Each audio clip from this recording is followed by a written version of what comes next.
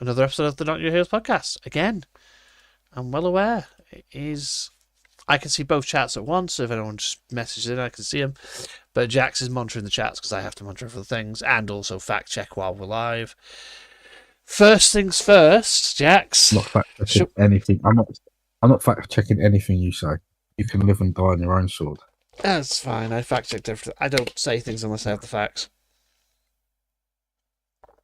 Fair enough.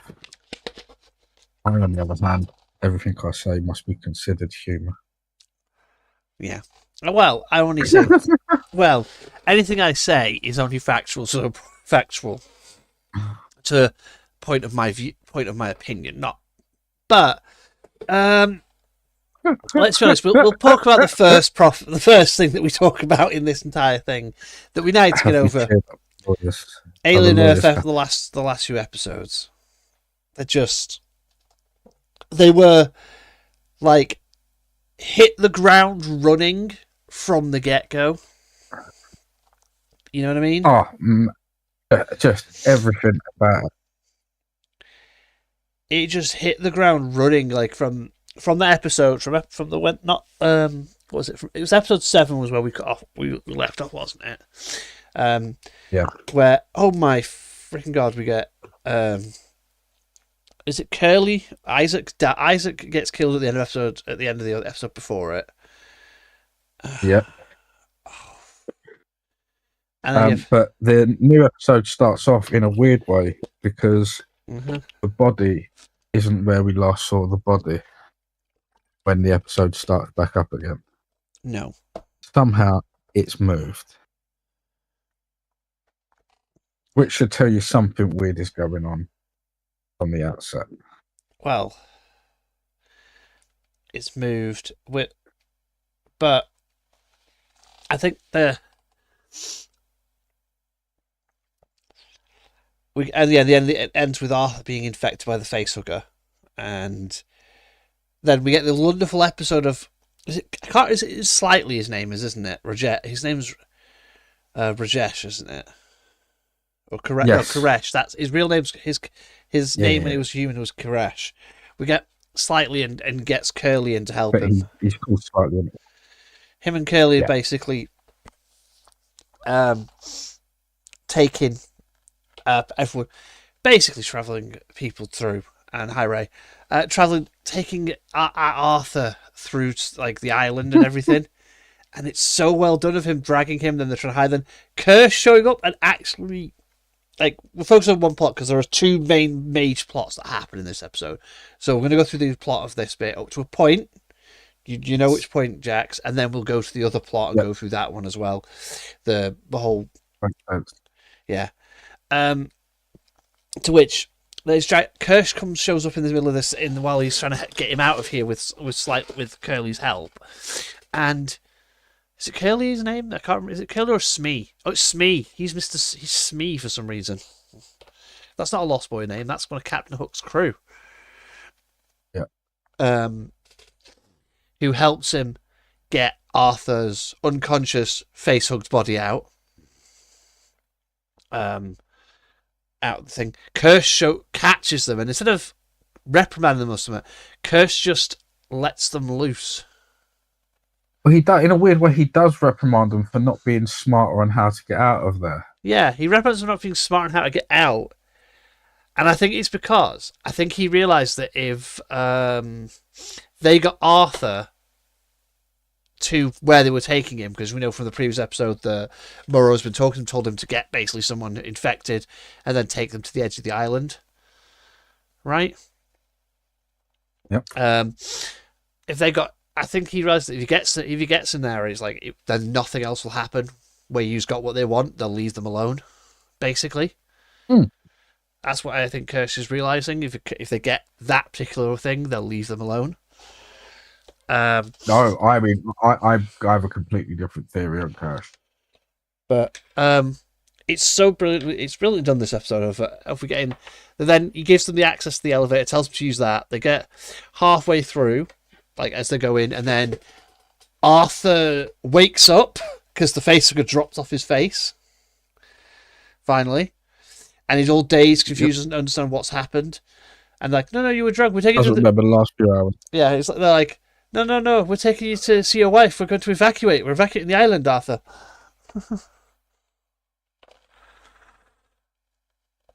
Uh, she's waiting by the beach.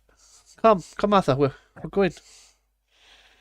And Now the whole beach scene for me, I thought was fantastic because it's sort of they almost have this sort of fatherly parenting moment with him while he was walking down yeah, in the sand. and he's just trying to talk him out of it.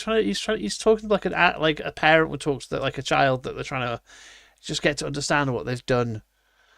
You've done something wrong, but I'm trying to talk you out of it. I'm trying to help you here, and it's brilliant. It's such a nice way of doing it, but like it's just up to what happens to Arthur at that bit.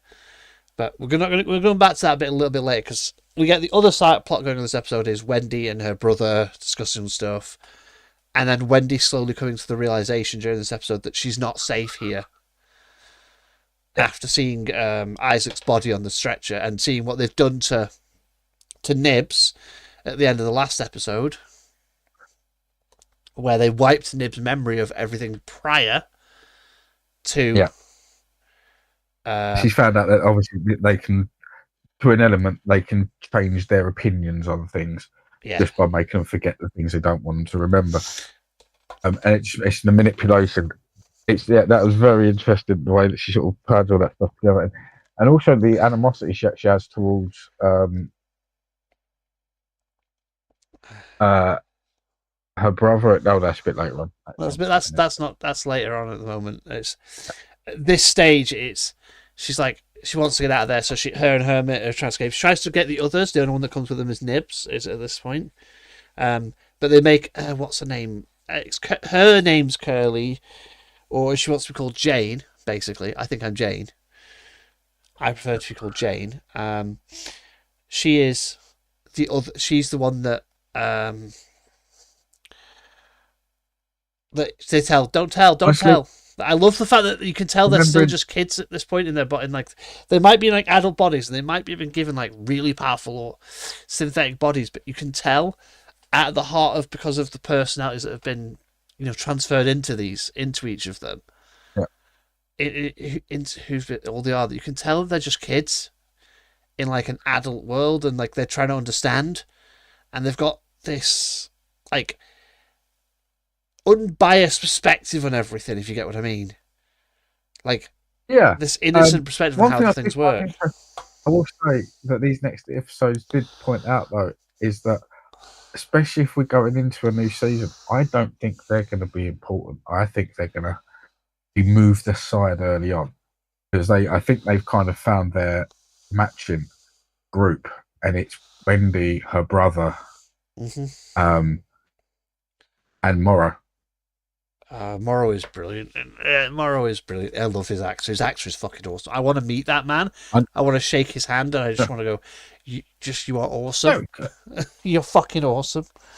He's a good. He actively makes me hate the character, but also understand why he's doing everything he does. Because of like the previous. He's fully rounded it. Yeah, he's really well doing that character, but like. We get this scene. We get Wendy basically going to confront Boy Cavalier about what happened to Nibs and then Isaac, and them being so dismissive of Isaac is, I think, what triggers the next scene. Because she realizes that they are nothing. That she's like, I mean, like she thinks they're all special. They are the next point in evolution of like human evolution. They've all been told that they are special, they are premium, and right now they're being told you're actually not that important to me, really. It's what you can do that I find interesting, not who you are.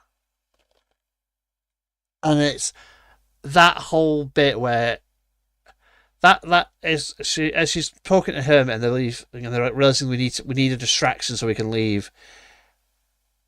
When they're when they've got Nibs and they need distractions to leave, and you just watch her looking at the screen and you can see what she's looking at, the lab, and you can full well what she's about to do. Like without a doubt, even the audience at that point, you realise that Wendy's about to do something that you think that we didn't think that. I was like, how is the hell going to get loose? How is this thing going to get loose? Is it going to break itself out because like normal, or are we going to have no, no, no, no, the fucking ant synthetic humanoid that has a connection with the damn thing with them lets it out. Yeah. Let's it out. Yeah, now this, like you say, was very interesting because we've known that there's a they have some sort of bond and communication set up for those two. And for the way I was looking at it and the way it sort of seemed to be set up for me, it was going to be used in some way to save that group on the island from an incoming attack from Yutani. Yeah, but we haven't got to that. We haven't got to that bit yet. We haven't got to that scene yet. But we got something completely different. We did. Now, this is another interesting thing because part of the early thing about this, with them being synthetics, was about emotion. Do they actually have emotions? And yes, you're seeing her being hurt and betrayed, and angry. And what do children do when they're angry because they don't know how to handle their emotions yet? They lash the fuck out. They lash out, and so she lashes out by releasing the fucking xenomorph at that point. And that scene, the sequence of the lab when the door opens and it notices the door's open, and you just watch the lab tech just look at the door, going, and then 2 seconds later, every fucker in the room is dead. It's like, oh, yep, it got out. It's like, oh god, it just kills everyone in the room. It's like, oh god. But that xenomorph also, as we put out at this point, we come out at this point because you can see it already. It is different. It is weird the way it looks because its head, it's still forming. What also you can tell, by the way, right? They keep referring to it as an adult xenomorph occasionally during the other 2 episodes, right? As someone who's watched all the films, as someone who's seen all the films, that's not an adult. That's not an adult. That is essentially the equivalent of a teenager. So either its growth is stunted, or they haven't been observing it for long enough. No, it's barely grown up. It's basically like growing quickly, because I think partially what your thing with the way the xenomorph seeing Wendy is it is seeing her as the queen. So what they're doing, because she can communicate with them. So what they're doing, what the drone's doing is it's growing, it's altering itself to grow quicker on purpose to protect the queen. Yeah, it's the the response of them. I was having a very similar thought about this in a weird parallel way to something else, and I'll come to it in a bit. But we get as Wendy and her, as she lets it loose, Wendy and Hermit and Nibs escape. Nibs escape the place, and you get the scene where they come upon the graves of where they're actually buried, where the bodies of the kids are actually buried. Yeah, and like dark scene. It is a dark scene. It's like you can see Hermit going to the corpse of his his sister's body basically at that point. Wendy I'm not in there. I'm here. Yeah. Because it is true, like it is in essence what they did to those kids was murder those kids. Like if you think about it in it's what survived is their consciousness. The real question of this is, did their soul survive? Because these are innocent children that were basically, we can give you everlasting life, but how? By transferring your consciousness. So all they've really done is made a copy of them, basically. And then we get after that bit we get them. Moving through the island further, and then we'll go back to the Eresh and Curly's part of the story where Arthur is on the beach with them, and Arthur suddenly starts he's having this lovely chat with them, trying to get him to come on, just look like a father just talking to his kids, basically trying to get them to come on, we'll get this all sorted out. Let's just go back and have a nice chat and it's all sorted out. To which then he starts convulsing, and we as the audience know what's about to happen because we've seen it before. We've seen this before, and you just watch as the 2 kids are just panicked. What's going on? And I love that when it bursts out and it hatches, you've got Curly crying because not Curly, Smee crying, right? and then Yep.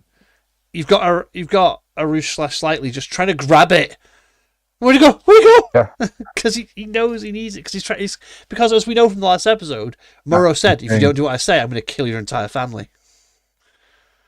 Yeah. Like I say, this was a good scene, especially when it just does disappear off into nowhere, and you think, "Oh, fuck." Now there's Now, two. and once again, this then leads me back to my original theory, going, they're going to use it to protect themselves. We're going to have an alien v alien fight at some point, because this one's going to protect the one it now sees as its queen, and they set that up perfectly. Oh yeah. And then the kids do the best they can in this situation, which is just drag off. Decide to take Arthur's the body to them and say, "Look, we've done what we can." We did. It's like, I love the way that you can see, like, so it's. I'm going to be honest, right? It's like two different types of fathers talking to their kids. If you pay attention, when Morrow talks, when they get there, and we reveal that the Weyland-Charlie commandos have arrived, they're about to ambush, invade the island, and Morrow's there. Morrow is like a father admonishing that, like a kid who's trying to lie to them or not take responsibilities, and Arthur was trying like a kid that's like, he knows they're in trouble, but he's like, "Come on, it's not a problem." He's like that, the soft-spoken father, one that's like trying to understand their kid, and Morrow's more like the kind of father that's just trying to tell the kid, "No, you'll do as I tell you to do. I don't give a shit. I don't. If you failed or you messed up, it's your fault. No one else's." And it's like, like, it's that Juxman type father, and it's like, and Morrow won't answer his question when he's asked, "Did you kill my family? Are they safe? Are they safe?" Like, he won't answer the question as he tells him to, the commandos to bring them along.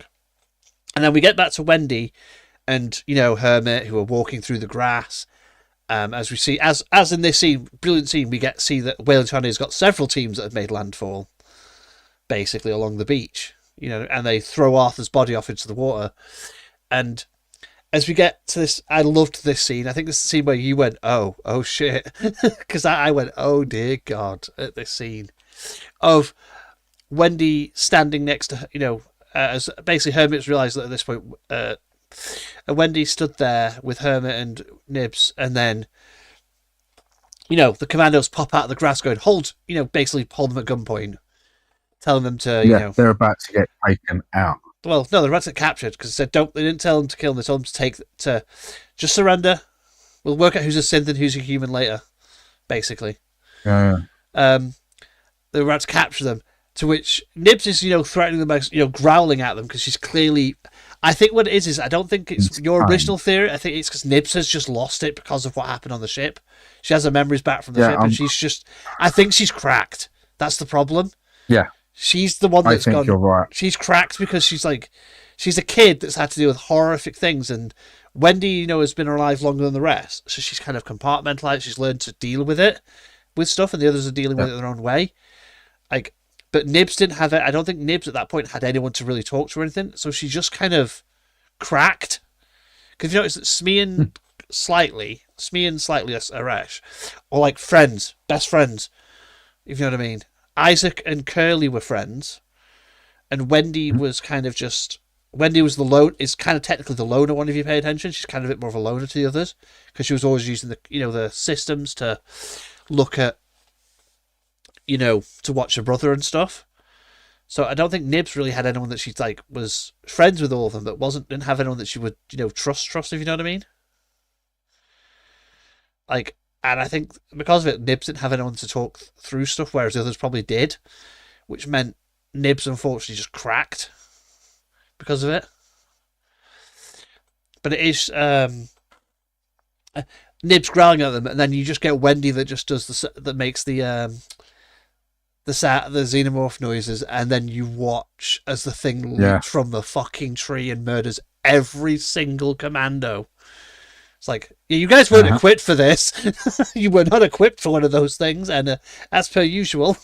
But it's more the fact that then it's more the fact that then she does it again as it comes towards them, and it calms down. Like a puppy. Like a blood-soaked fucking dog that's just murdered a bunch of people. It calmed immediately down. And it obeyed her instructions. And as Hermit asks her what you basically realizes that you let it out, and then asks her what were your instructions. What did you tell it? Hide and follow. It's just like, And oh god. That then we yeah, get. It is so like it is such a weird like a thing that we've never seen before of a xenomorph obeying something, but also why is and I like a xenomorph obeying something. It's more that why it's like she's communicating with it with its language. It's like it's which is also proving, if you think about it, it is proving one of the plot threads like that has been running through the series for a very long time. They're not just animals; they are an intelligent species.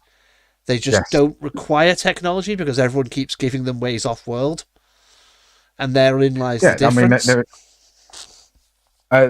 yeah, they sort of part of their cycle means that they can usually get off world quite rapidly. Yeah. Especially in a space fair in place. A lot of people believe you don't know who's infected. It's yeah. And also, it's more that I think But that it's that they don't need to. Why would they create weapons when their body is a weapon? That's the thing. They are the perfect that's killing true. machine. I mean, they do, like I say, they do definitely have some semblance of intelligence. Yeah. Maybe Maybe not that's like the the thing. same I mean, level of sentience as humans, but they are probably intelligent enough that they're more than animals. They are probably here's the like in thing: the if this, we know that they have a hive mind kind of a thing, yeah. well, it would make sense that they are as intelligent as whatever is in charge of that hive mind. And in a normal case, it would just be a queen alien Well, in with normal case, all its it's the abilities. Queen Mother from the original Homeworld because Yeah, that's well, it spans across the whatever it stars. is. But in this case, it's a rather sentient being. Yeah.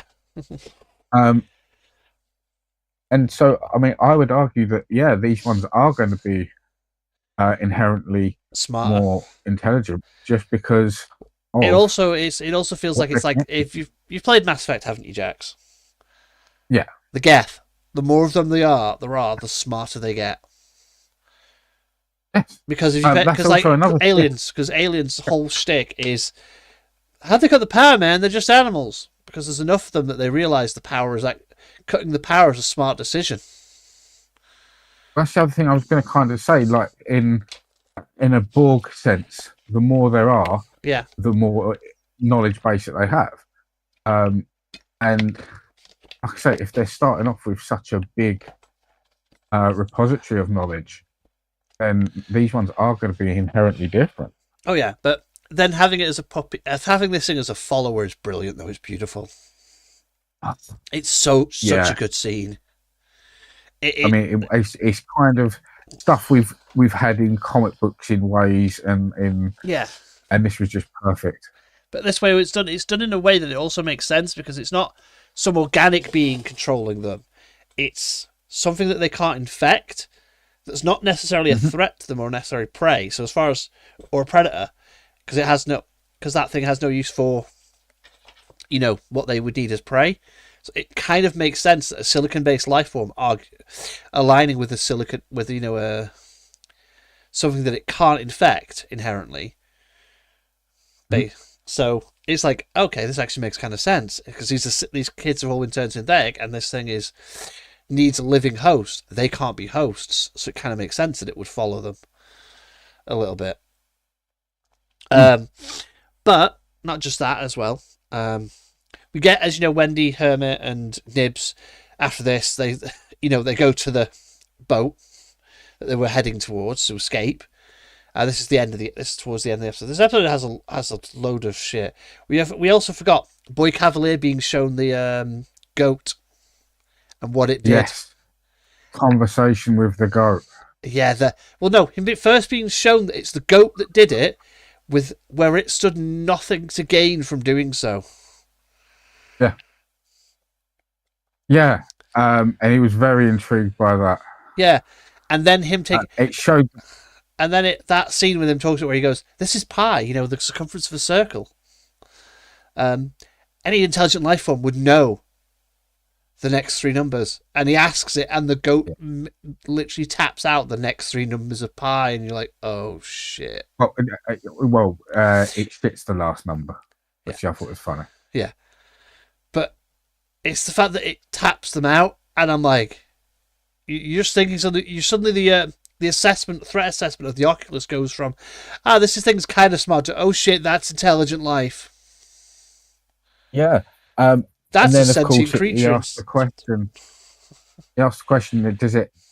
Is your intelligence based on the creature you're in? Or can you make your creature? Obviously, you can. Or can you do like? What can you do to a human? Basically, if you've made this goat this intelligent, what can you do in a human body? In a human body, and it's a good question. Yeah, it's just a good question, but it's also the fact that we now know kind of for definite that the goat, the Oculus is actually smart, is a sentient being at this point. We now have an understanding that this thing is a higher form of life, and why this thing, which is like, oh god, that's not actually what I was expecting from this series. That is kind of the big thing of it, the why of this thing. Yeah. Like, what is it? I mean, because that then does put that whole thing that it does in the recap of the first episode, attacking the xenomorph. It must know that it can get inside that thing. I mean, that's what I was pointing out. It knows it can fight it, or it can at least take it over. And that makes it very, very dangerous as a creature. Yeah. But it's also not just that. It also knows that the xenomorph's a bigger threat to its potential hosts than anything else on the ship. That meant it knew to go for the xenomorph rather than go for the humans, because the xenomorph was the biggest threat. It's like, even it chose to pick a fight and look confident in that fight as a baseline human. Yeah. Against the xenomorph. Yeah, you ain't seen that before. No, it's like this thing knows how to fight these things, which is quite weird, which is quite intriguing. Yeah. But yeah, we get the end of we get Boy Cavalier talking to that. We get the end of this episode is them getting ambushed by the Prodigy soldiers, because they knew he was going to go for the boat when shit went to the fan, and then we get Nibs going basically going full postal and ripping a dude's jaw off. And Wendy's about to call the xenomorph in, and then, Hermit shooting Nibs. Yeah. Yeah. That was a bit crazy. We know why he did it. And then Wendy goes, what did you do to him at the end of the episode? Because, he just shot Nibs. He didn't kill her. He just disabled her. Because he knocked her out. Because he's like, he had no choice. She was killing... She had gone crazy. Yeah. In all fairness. She was killing people. He's trying to stop her killing people. He doesn't want to... Like, his whole thing is he's still thinking of... you can tell entirely from this that he's still thinking of Wendy as human, even though she's like... He knows that, the kids aren't human. He still thinks of them as humans. And it's kind of like... And as children. As children and humans. It's endearing to it, because it's like... He's giving us the humanization of the characters, of the other characters. Like there might be these powerful synthetics that can do all this shit, but to him that's still his little sister, and it's his job to protect his sister. Like that's all he sees. That's all he sees when he looks at Wendy, and it's like, and I'm like, this is how you do a sibling thing, an actual sibling, stuff in a game, in a film, in a series where, don't need this bullshit drama. It's like, this is, when it comes down to it, at the end of the day, even if, no matter how much you hate your sibling or your siblings, at the end of the day, most times, 9 times 11, if they're in danger, your first instinct is protect your sibling. Yeah. Most of the time, and that was his thing. He's like, he's just trying to protect Wendy because he thinks Wendy's going to get, injured. He thinks Wendy's going to... Yeah, he doesn't want her to get shot.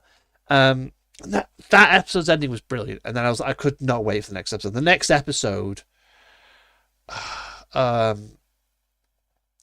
finale. The next episode was the finale, wasn't it? Yes, it's the finale, and oh my god, the opening of all of the kids in that cell. And you know, Curly complained, "Why am I here? I'm the favourite." You're not the favourite, Jane. Uh,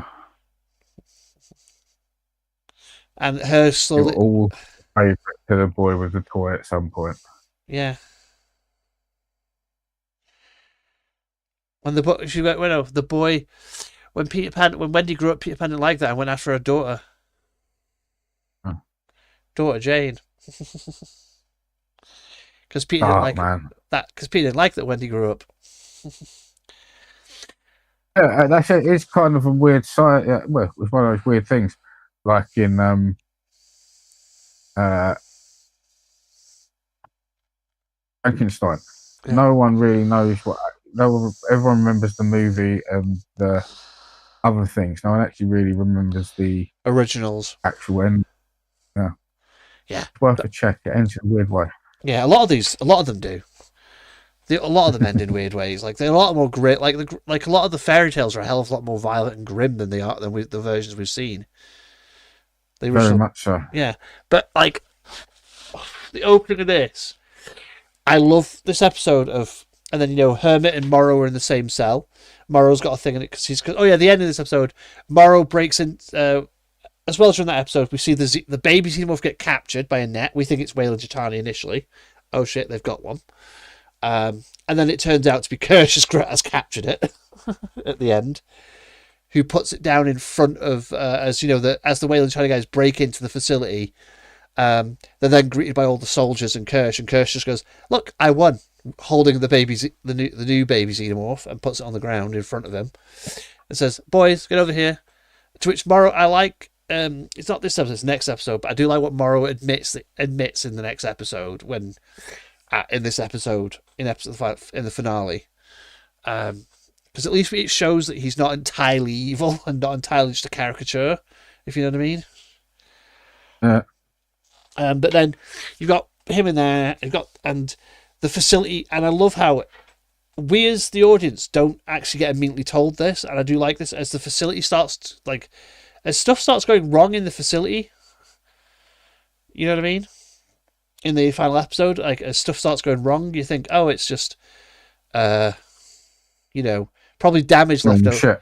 But I do like that not the cold opening of this episode, and we forgot the cold opening of last episode is, you know, is what's the name, the doctor, the psychiatrist, you know, going to the graves of the kids, placing flowers, and then turning around as the xenomorph is about to then get scared off by the soldiers. To show that they've not contained the xenomorph, it's still on the island roaming around. It's still doing its thing. And it even mentions in the episode that we're losing security personnel at an alarming rate. This thing is slaughtering them. It is on its own, and it's slaughtering armed guards. It is doing damage. Yeah, it's to a lot of people. It escaped through a drainage pipe, and it's slaughtering guards on the patrol. You've got to laugh. Oh yeah, you've got to laugh because it's brilliant. It's like it's showing how just one of them being loose is terrifying. Though it's like, yeah, these things, it's like its nesting instincts haven't taken over because it doesn't have a queen at this point. So it's not gathering hosts. Doesn't need to. It's just hunting. But it's funny. I know, but it's some great stuff. Oh yeah, but it's like it's just a bit of that. You've got Boy Cavalier talking to the goat. You just go, "Oh, get a human." Yeah, but someone weak, someone who couldn't overpower really, because you could easily overpower. I know the perfect person. He looks at the guard, and that's the best part. He's like, "I don't think I can overpower you."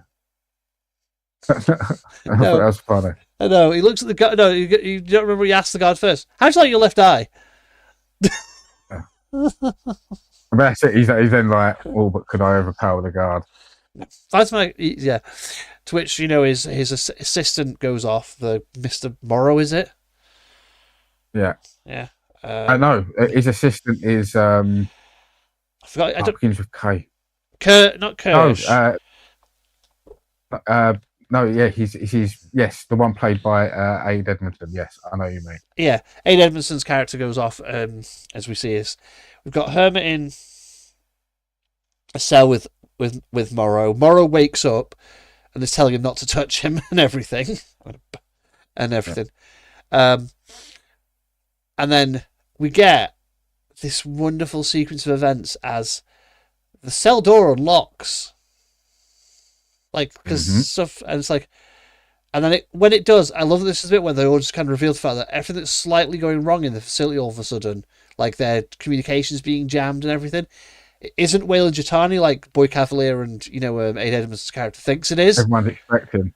Yeah, Yeah, it's Wendy doing it. Wendy. It's Wendy's just like, He's controlling everything. because it's like all of the kids are suddenly like they've suddenly decided, like they've suddenly embraced what they are at this point, and it's like they're embracing what they are, and it's Not like, so much that as well. It shows how they, like, this was a talent that they had seen her do at this point a few times, and yet because it wasn't the thing that they thought would make her special, they didn't bother looking no more into it, and they've ignored it, and it's now become their downfall. Yeah, and it's hilarious. It is. It's brilliant. And it's written in really well, because every time they, like, because the only one who, Kirsch, everyone noticed it. The only one who kept an eye on it was Kirsch. Yeah. And then at that point, he'd already it seems he's already turned ship. At this point, anyway. Oh yeah, but it's like we've got Kirsch in the lab. Kirsch in the lab working on the new, keeping an eye on the new xenomorph and everything, and the stuff. Yeah, there's I love that Hermit and Morrow work together, and to open the door. And then Hermit and Morrow's like, no, just go get your sister. Make sure you get them off the island, because I'm going to burn this place to the ground. Yep. And it's brilliant, like him and Kirsch. That whole fucking scene in the lab of Kirsch and Morrow fighting, like synthetic versus versus cyborg, and it is so well done. And I love that Kirsch does win it in the end, but wins it by but at such a cost. Like, Kirsch's back is broken, and as Morrow picks him up and slams him into the table, breaking his back. And then as he's about to, win, I love the way Kirsch wins is by letting out one of the creatures. You know what I mean? Yeah. He let. It is like it's kind of what we've seen in the third film and in the fourth film. All these things are weapons to be utilised. It's not. It doesn't let one out. It's he lets one out that when Morrow went to thingy, it basically kills the creature and stuns himself, or something. Stuns himself, and then you get because Morrow gets knocked out, because doesn't get killed, he gets more knocked out, and then we have Boy Cavalier finally realizing who's causing all the problems, because he notices Wendy just looking at the camera as it goes off. Mm-hmm. And we get this bit where the doc is in in the therapy suite, and all the things keep turning on and going, will it hurt when I do this? Like all the kids, and it's like she's having a mental breakdown and everything in it, and it's like you can tell that the kids that Wendy's torturing her at this point. They're just torturing her because they know what happened. They are at this point. You have all betrayed us. The only one who hasn't is Hermit. Yeah, there's an anti-human sentiment at this point now. Yeah, quite clearly. And it's like, I love when Boy Cavalier goes down to the thing with his guard and tells them his backstory of how he killed. Basically, he made his first android when he was like 11 years old or something. No, it was when he said he was 8, I think. He made his first android when he was 8, and that synthetic has been with him his entire life. And that synthetic murdered his father for him. Yes, and he was sitting on the sofa waiting for him. Yes, he's 8 years old, but he's basically been on his own. Raised by an android for his entire life. And then he basically he says the bit he should the quiet part out loud to them all, though. Yeah. You're the shop models, kids. Yeah, you're not even the best version of what we want to do. You're just the one we show to the customer. Yeah, you're the shop model. And that was like I said, that was I think that was the final moment for Wendy Yeah, realizing that because at this but I point she's love already mentioned the fact that we're the premium models. But no, what I love. That's the bit when she opens the door though, because he's been mocking her from outside the thing, and just kills the guards immediately goes pulls gun out, and then Nibs just breaks his neck, and she just goes, and I love that Wendy's exact response to that point is just, "This is the part where you run." yeah, And then to giving them all jobs. You soldiers, you get her. You two go get Kirshen Morrow. Just like nobody touches my brother. yeah, And we're I've gonna and she's like, and I love the fact, right, that you notice that no one's. She says, "Oh yeah, no one's." As she says it to all of them, like Nibs get the doc. She tells Curly to go get the soldiers. She tells Smee and Slightly to go get um Kirsch and Morrow. You're like, what? And then she says, I'm going to go find my nobody touched my brother. And you're like, wait, who's she going to send after Boy Cavalier? To which, and I got a special summon on the Boy Cavalier. And then you just hear her do the clicking again. And then you watch as the thing, as it cuts to the Xenomorph crawling inside the vents. And I'm like, yeah. oh, she sent it after him. it's like, oh dear God. It's the fact that she sends it straight after him. It's like, oh. And it's like, Oh yeah, no. At this point, she's got full control over what he's doing, oh yeah, and it is deadly. Oh yeah. oh yeah. So And then we've got Hermit, who's escaped, being found by Aid's character, who is then taken into the room with we know what's in the room because you can see the case that's open. I'm like, oh God, he's going to give it. They're trying to feed Hermit to the Oculus. yeah. No, I mean, at this point as well, we've also seen the fact that Kirsch does have a second xenomorph floating around. Yeah, it's in the chamber where the first one was. Yeah, I mean that's a lead we did drop at this point. It is yeah. It's because it's not really relevant in this episode until the final scene. Mm-hmm. Yeah, I love that when she shows up, you get Aid's character who finally realizes that admitting he's a synth, and then she just stops him immediately. It's like, oh no. And Hermit going, but you're on the network. Hermit going, how can you do that? Because he's on the network, and I control the network. It's like, oh no. Wendy is now in control. Wendy is taking control of it. And it's so good, this episode. It's like, I genuinely loved every single bit about it. Like, then her and Hermit walking off, going off, after dealing with the Oculus and it slinkering away into a vent, but into like a little drain in the floor to get away because it knows it can't get him anymore and stuff. I did love the subtle bit at the end where she just pushes, the android over. Because you can't do anything. Yeah, just pushes him over. I loved it. Yeah, it's like it just shows how useless actually they've once again just useless how much uselessness they did. Well, how little use they put on her ability to move a screen. Yeah, because if they thought about it any more than that. Yeah, they thought about her little ability to move screens and look through the network. Was a cute bug, yeah. Well, no, it was that they gave her access to the systems as a privilege for being the first because she was on her own for so long, so she could watch her brother grow up and stuff. That's the thing. So she could watch her brother. They gave her access to it, but they didn't realize that by giving her access, she's actually mapped it and become, proficient in controlling it rather than just using it to, view stuff.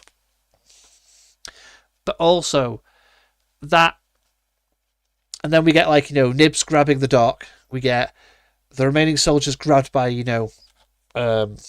Curly after they go to the lab. because they end up in the lab after both Kirsch and Morrow have been. And I love that the bit I like is that Morrow, when Curly's tying him up, admits to finally go, I didn't harm your mother. I didn't do anything to her. She's fine.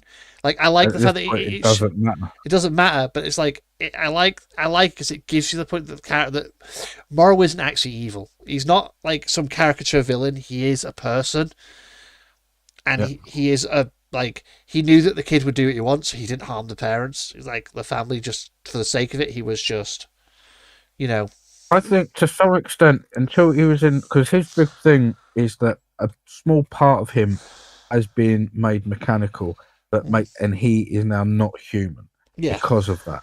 He is something else, and what he's seeing in these kids when he's finally, and that's how he's been treating them. Yeah, and now he's seeing these things up front. It's like, well, they are just kids. Yeah. And Kirsch has also given him the whole spiel of what are you then? You're not completely gone, and what are these? So I think he's getting to the point where he's kind of realizing that actually, there's a bit of a blurred line nowadays. Yeah, there's a blood line between man and machine because he himself is human in everything but his arm, basically. That's his arm and a bit, like a bit of like what it looks like he has a processing chip probably in his brain to help him, compensate the cybernetics, basically. Yeah. And store information. But like he understands that he's mostly human. Kirsch is just an artificial human. He's a synthetic. And these kids are human like thought patterns, brains and like experiences put into a robotic body. And it is like in all honesty, it's one of those situations where it's blurring the lines. It's where I love that Kirsch is wondering why they're tying him up as well. Though I love that sort of bit when they start when Smee starts tying Kirsch up. Curly grabs the remaining soldiers. One of them gets killed by the plant thing. We finally see what it does. Sort of. Well, I also love how we saw how it moves. Jesus Christ, that thing moves fast. Yeah, it's a bit creepy. Yeah. Won't lie. But I'll be honest, it's nothing we've not seen before, like some of the like eats like that and stuff, if you know what I mean. Yeah, I mean, I kind of expected, like I said, there's a great show called Scavenger's Run. It's now on Netflix, or you can find it on HBO Max if you're in America. And there is a creature in that has a fantastic way of spreading, and it is a plant creature that needs a biological element to spread itself.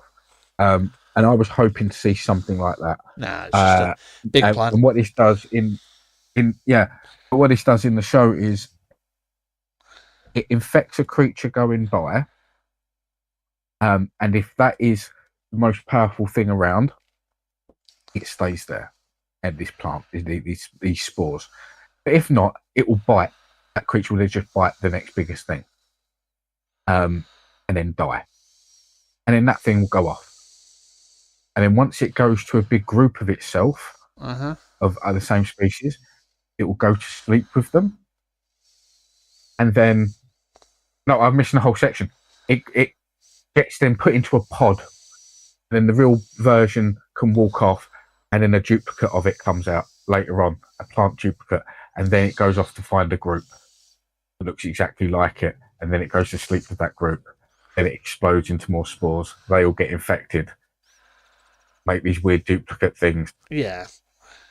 It goes out and out, and then they explode. And it's great. It's awesome. And creepy. And I thought maybe we was going to get something like that, and we didn't. No, we didn't. It wasn't as cool as, but to be fair, there's always going to be one dud species. The little silicon-eating bugs are cool. I like them. The little yeah. The blood bugs are really cool. I'm sad they didn't get more screen time, but I feel like I feel like they don't want to blow the load, so to speak, on all the creatures in the first season, if you know what I mean. Like the Oculus is the star of the show. Like in an Alien series, the Oculus is the fucking star of the show at this point. That thing is terrifying.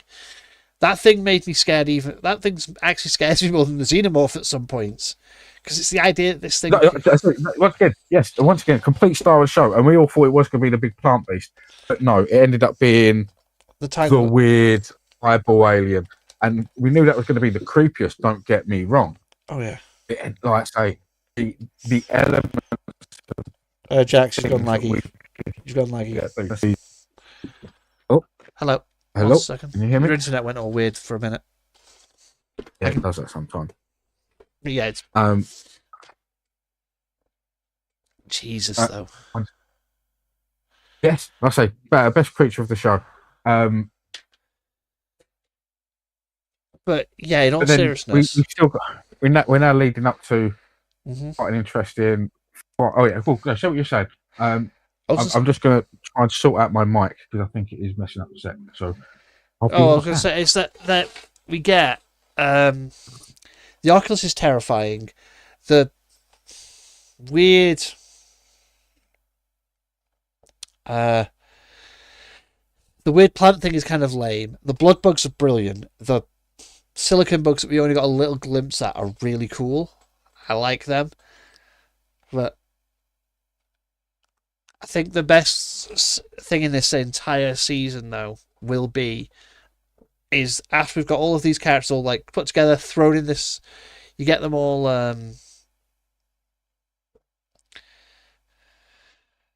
We get like this lovely shot before we get all of them put in the cell.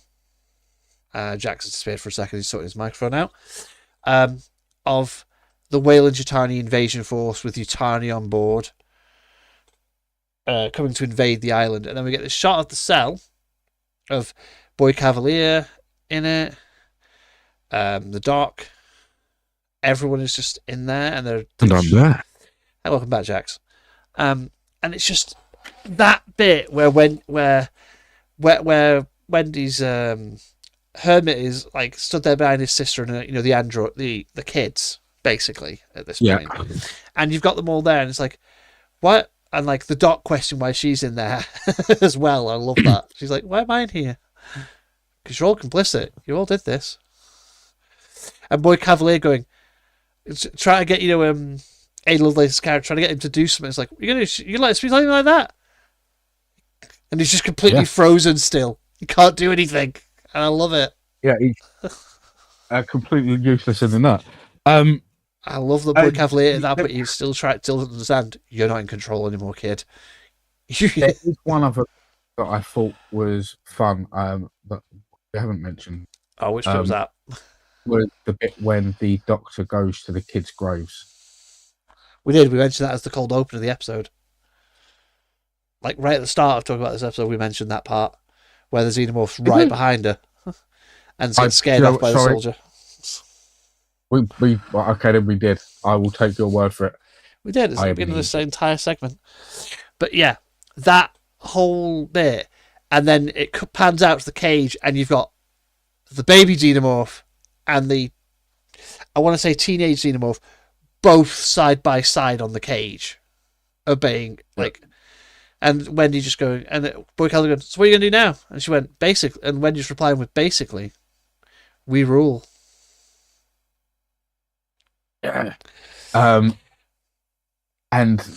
I mean, that scene for me where this is what got me excited for season 2, because you've now got almost a colony of those aliens. You've got 2. Most people as a weapon need 1. She's got 2. If I understand, she's got 2, and usually 2 is all they need. 2 is all they need to if it goes by comic logic. If we're bringing more stuff from the comic, like it seemed like we are. 2 is the point where one will morph into a queen. Now, this is the problem. The problem we've got with this is the problem we have here is Ridley doesn't like the Queen, and Ridley is the executive producer. And I think, and this is what I was going to say, I think the whole point of the way he's doing this is because he's basically removed the Queen. By making her the queen in this instance. Oh yeah, she is the one running them. So the spawning of them is going to come down to how many eggs they've got left. There's only they had 5 eggs. We have 2 xenomorphs. There's 3 left. And I mean, it does. Unfortunately, if we get a rogue one, I get it. Out of the 5, one of them actually definitely, or whatever, it moves away. Because the other thing is this is Disney, and Disney has and this is just me spitballing here because I was reading it recently.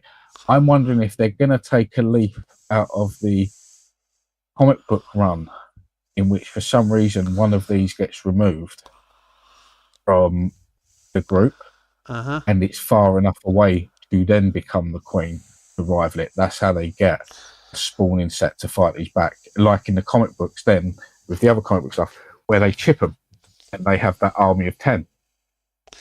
You know which one you're on about. The problem with that comic, everyone forgets the second part of that comic is when he actually goes to Earth with those xenomorphs, and they turn around and rip him apart. True. But like I say, I'm playing off because the reason I'm thinking is the actual distance thing comes from the Marvel comic books. They're also the weird comic books where we get the representation of a xenomorph god that looks like a human. Yeah. I mean, that is just someone went through one of Giger's books and went, let's put this in. But I think what it is also is it's meant to be how a human sees the hive mind. That's the point of that scene. But it does just look ridiculous because it looks like just a woman in a xenomorph costume. I'm not gonna lie, that's what it looks like. It's like it is. That's exactly what it is. It's just it's like I get why you did this as an homage to the original creator. But you could have explained, like, in a little, like, you know, like, Inspired Comics sometimes have, like, the way he perceived it, you know. Needs more. Yeah. Like, the way he perceives this thing is, you know, like, have a little bit that goes, that appeared to him as, you know, like, you know, you know, sometimes comics have, like, the little text bit that explains the character's thought, like, not the character's thought, but like, explains, you know, what's happening. You know what I mean? Yeah. Rather than thought bubbles and speech bubbles, of having it explained in that little square box, just going, it appeared to him as a, you know, in a form that he would understand. Yeah. It's like, no, it's silly. But Marvel having the xenomorph, being able to make xenomorph comics, did give us the greatest invention, the greatest and most terrifying invention in the history of comics. You know, this gun fires human. No. Fires face huggers! Fuck off, Sinister. Yeah. Why did you invent this shit? Seriously. I will never, ever, never forget the entirety of... Fuck, that was... Yeah. That was just that... Why would you do this? Sinister. Why would you do this? Because I'm sinister and I'm fucking insane. Sounds about right. All of that was fantastic. I mean... Sinister's brilliant. As a way of combating being taken over by a face hugger, yeah, an alien symbiote is definitely a way to go. Oh yeah, but fucking hell, it was funny. It was silly, that entire gun. That scene is like, it's silly, but it's also it's uniquely terrifying. It's like, if someone ever made this gun in the franchise, a gun that fires face huggers, Jesus Christ, that's a terrifying idea. It's like I say, it is the fact that it's Sinister doing it makes it fun. It's like only the only person in the entire Marvel universe that would come up with something that deranged. Sinister. But right, but yeah, that the ending is we see the Androsemi rule. We see Weyland Yutani is coming to the island basically in full force this time. Yep. But I don't think they've got a chance. There's 2 of those things now.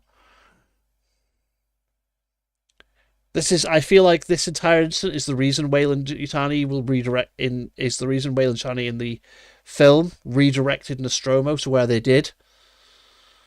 I think that this raid, you know, to take the xenomorph and stuff, is going to go horribly wrong for them. You know what I mean? In the next season. Yeah. to the point of they're going to realize we can't. We just need to nuke the site from orbit. We need it. We need what? We need an egg. We need the eggs. We need to be able to start from scratch. But yeah, so a final third to the season though, Jax. I'm going to say I have to give that season entirely for the first season an 8 out of 10 for it entirely. Oh yeah, I like I say some of it was some of the best Alien films we've ever seen. Yeah. And weirdly enough, I've seen so many people like and online I will say the other say how much they love all of it except for the end. I was like, I don't get it. That's all right. I absolutely love it. It's brilliant. But the other good news for Alien fans as well that makes me happy is that we've got announcement that Romulus 2 is actually in the beginning. I think beginning of filming, which makes me happy. Oh, okay. I didn't know they started the filming process on that. But yeah, cool. Yeah, but at least we know we're getting a sequel because I actually genuinely love Romulus. Romulus is brilliant to me. Like some people go, oh, it's too many member berries, but I'm like sat there in my brain going, yeah, but guys, you do realize the last Alien movie, the last actual Alien film in the franchise, like in my opinion, the last one that a lot of people have watched was nearly like 20 years ago.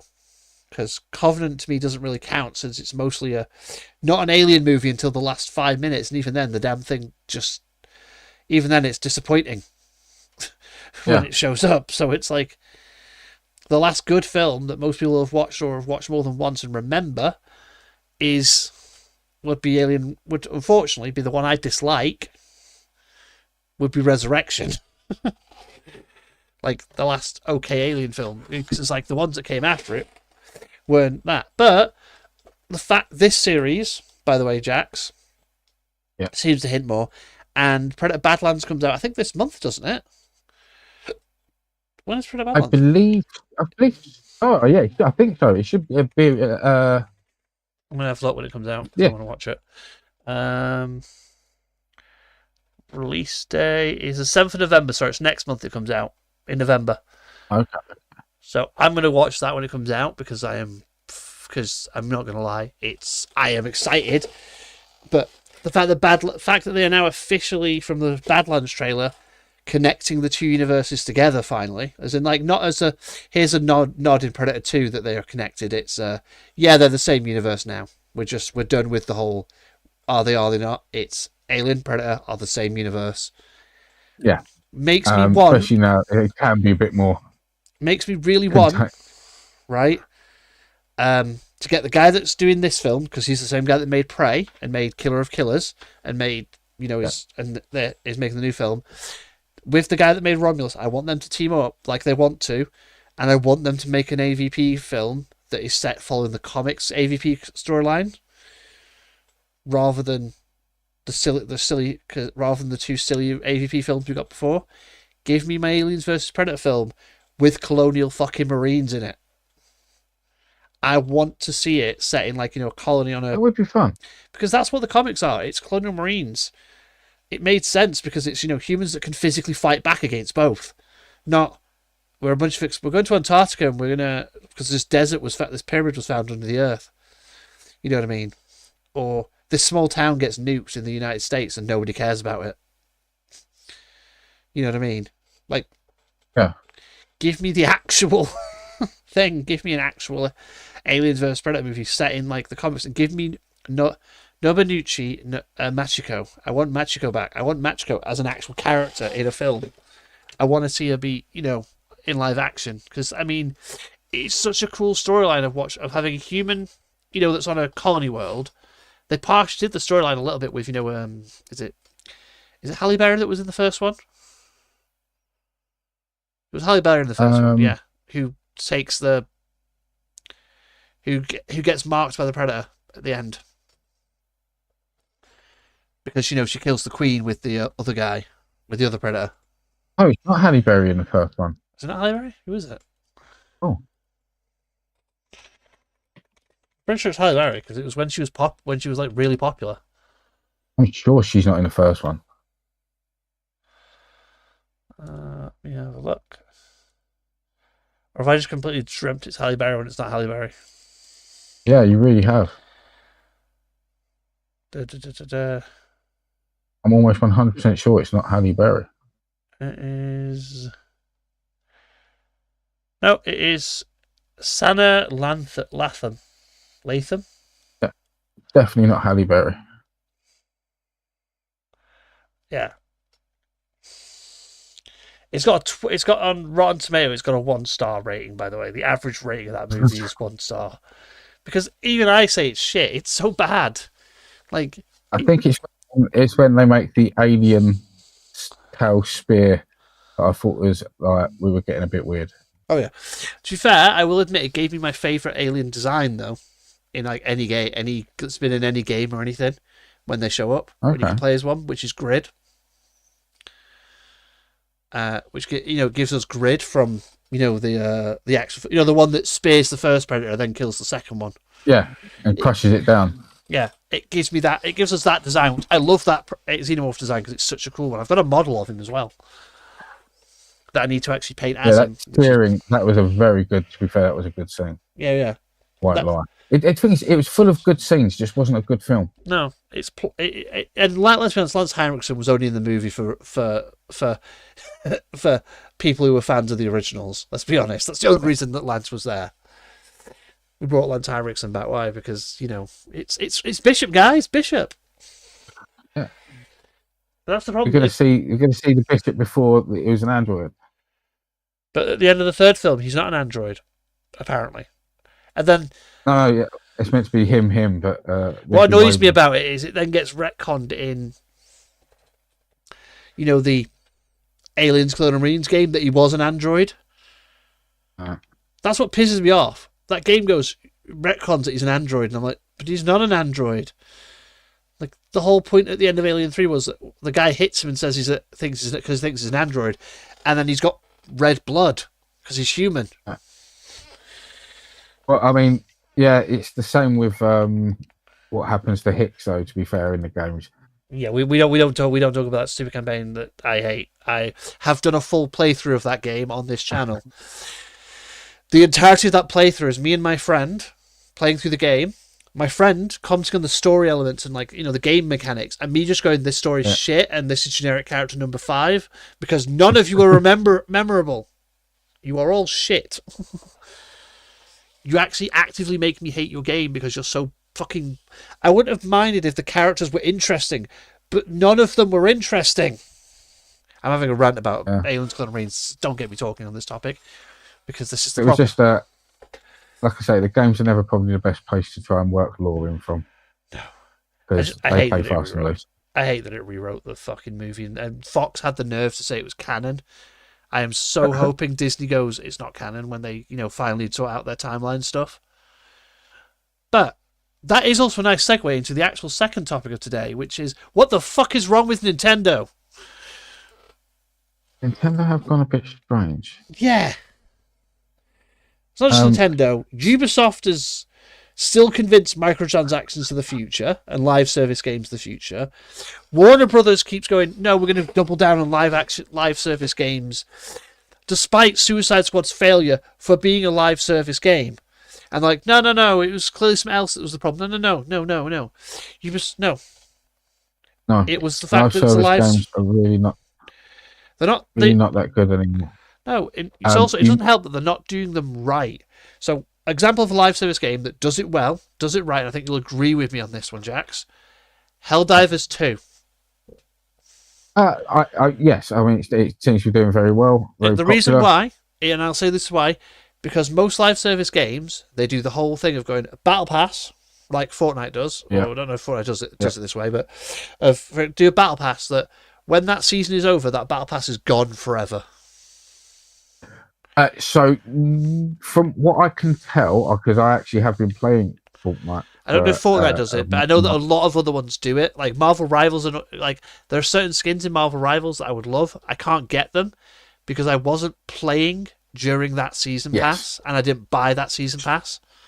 So can't. From what I can tell, from what I have been playing so far, there are a number of limited stuff from the very, very early days. Mm-hmm.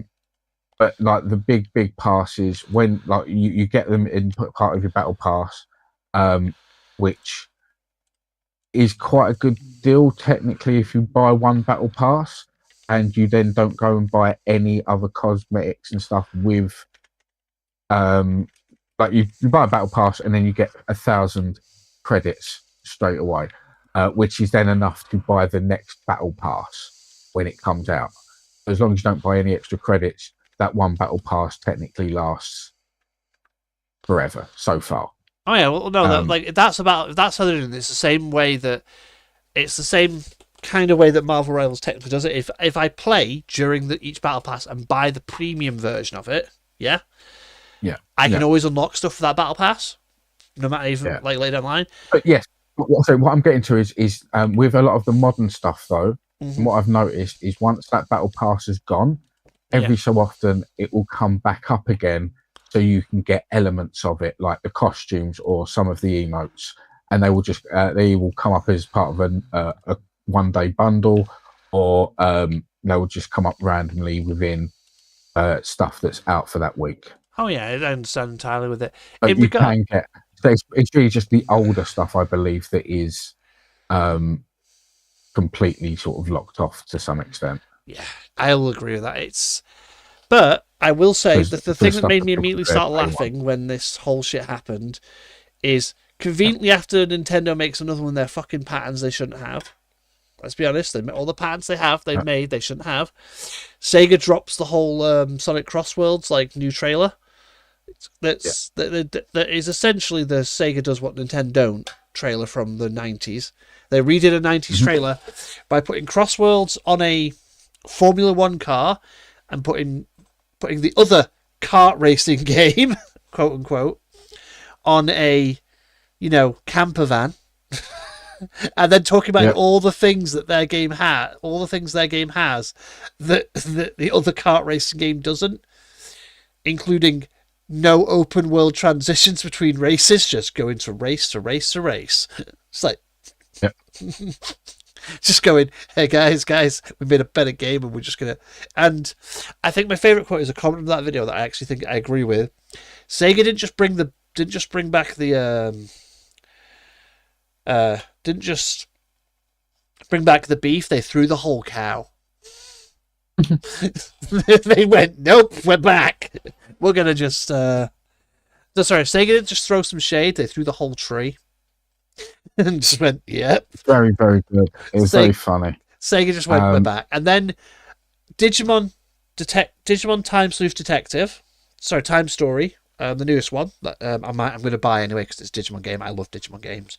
Anyone who knows me knows Digimon is my favorite. Is forever will be my favorite. Immediately after Nintendo patents flying mounts, they've released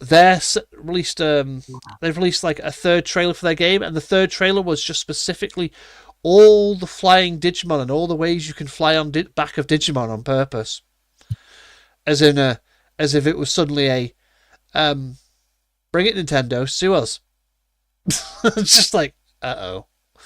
I don't know. I mean, like I say, with the trailers, I think there's a lot of serendipitous stuff going on because a lot of those trailers would have been booked in, and but it is quite funny that they did come out like that. Oh no, I have a feeling that that trailer was probably made a while back, right, to showcase the fact that you can now fly Digimon, but the release date of it was probably later than it was. They saw that pattern and went, this will get the views up for this trailer, and this will also throw shade at Nintendo. Because I think Nintendo is unfortunately pissed off the rest of the industry at this point. Well, I mean, they've not just pissed off gamers, doesn't really care too much about they don't care about Nintendo anything. because they don't,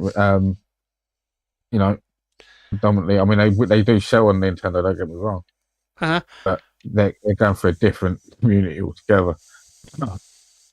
Well, the other thing is that the thing that I have noticed recently, this is something I've noticed recently, is that views on, whereas from what I've seen, is views on pro Nintendo channels are actually down quite a bit. And a lot of them are saying, oh, it's because of the new algorithm stuff. I don't think it is. I think it's because people are actually sick of people just glazing Nintendo when Nintendo is starting to do the stuff. Like, don't get me wrong, I love Pokemon. Pokemon is this Pokemon company, Game Freak Pokemon, and the Pokemon company. I love Pokemon. It was a big fun part of my childhood. Charizard, who is in the picture and that is on the podcast right now, is legitimately my favorite Pokemon of all time. Like I love Charizard. There's a reason why I think on my old Switch that I haven't played in ages, my team has 2 Charizards that are my first 2 that go out, and one has the X Stone, one has the Y Stone on purpose, so that I can from X and Y, so that I can Mega Evolution both of them. If Mega Evolution either one of them to one of the others, because of I mean, I mean, I've played them all. I will carry on. I've played a card game a bit. Nintendo here is making some really weird decisions. What is worse, in all honesty, is the fact that those decisions are being allowed in a court of law. They're being allowed. Because this is the thing that, from what we're hearing, this is not entirely, I can't exactly verify this at the minute fully. We're hearing is that companies like Google, Intel, and stuff are actually challenging the patent office itself, and the patent office is ignoring them. well, this is we don't know about it. So, what would normally happen in these situations is once someone puts out a patent, anyone can then challenge the patent and prove that they don't hold a thing here. Yeah. Now, it doesn't matter what country you're in because there's different rules and laws. Oh yeah. This is the US patent office that has patented these things, not the Japanese one, the US one.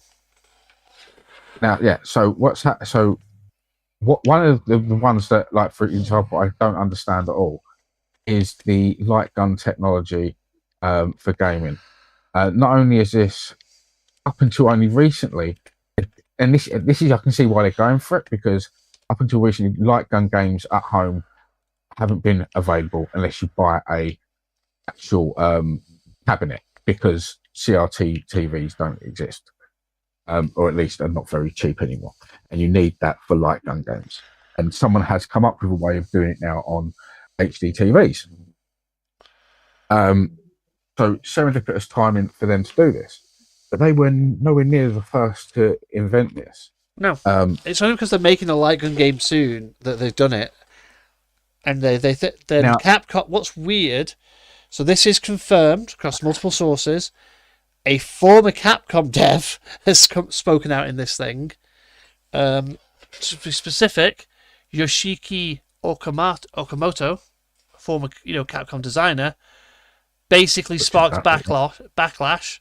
And do you know why he sparked backlash? Because because he went, Nintendo's dispute, he comes out swinging. Power is a game that transcended the boundaries of war, begins Okamoto. Going on to say it crossed a line that should not be crossed, and I don't want the world to think it is acceptable. Sorry, what line they crossed, Okamoto? Because all they did was make a fun arc, survival game which just had fantasy creatures in it rather than the usual dinosaurs or animals or real world animals and stuff that just so happened to have a capture mechanic which was just similar, that was kind of similar to Pokemon. But I'm sorry, but Nintendo hasn't challenged Temtem or like a million other monster capture games that have a similar fucking mechanic but just a different shape. What's the problem with Power World? Oh yeah, because Power World became popular and none of those games are popular. And they realised that they had competition finally. Also, I love the fact that Power World announced Pal Farm. The trailer was clearly announced for a long time after. Was not meant to be announced this early. But I love the fact they did it immediately after Nintendo announced their Pokemon Stardew Valley game. And just went, here's ours. Hey, look, it looks better. Oh, and no, did we leave that bolt that capturing a pal in a sphere in the back of at the end of the trailer Oops. Because Power World's devs have just been like, they just don't care anymore. I don't think because what a lot of people don't seem to realize is that Nintendo only got involved when Sony wanted to buy Tencent. Yeah, I didn't know that, but yeah. Sony wanted, when Sony approached Power World for something, Nintendo got involved. The devs, so Sony got involved, and Nintendo went crazy. Because they know, I think they understand, if the backing of Sony, that Power World is actually could be a rival competitor. Mm-hmm. And it's like, ooh. Well, the like I say, that there's certain things that I don't understand how they're keeping these patents alive in argument. So they're not the first to light gun.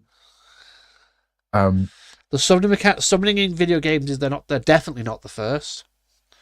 That's been a thing in like fantasy RPGs for years, since the beginning of fantasy RPGs, pretty much. Yeah.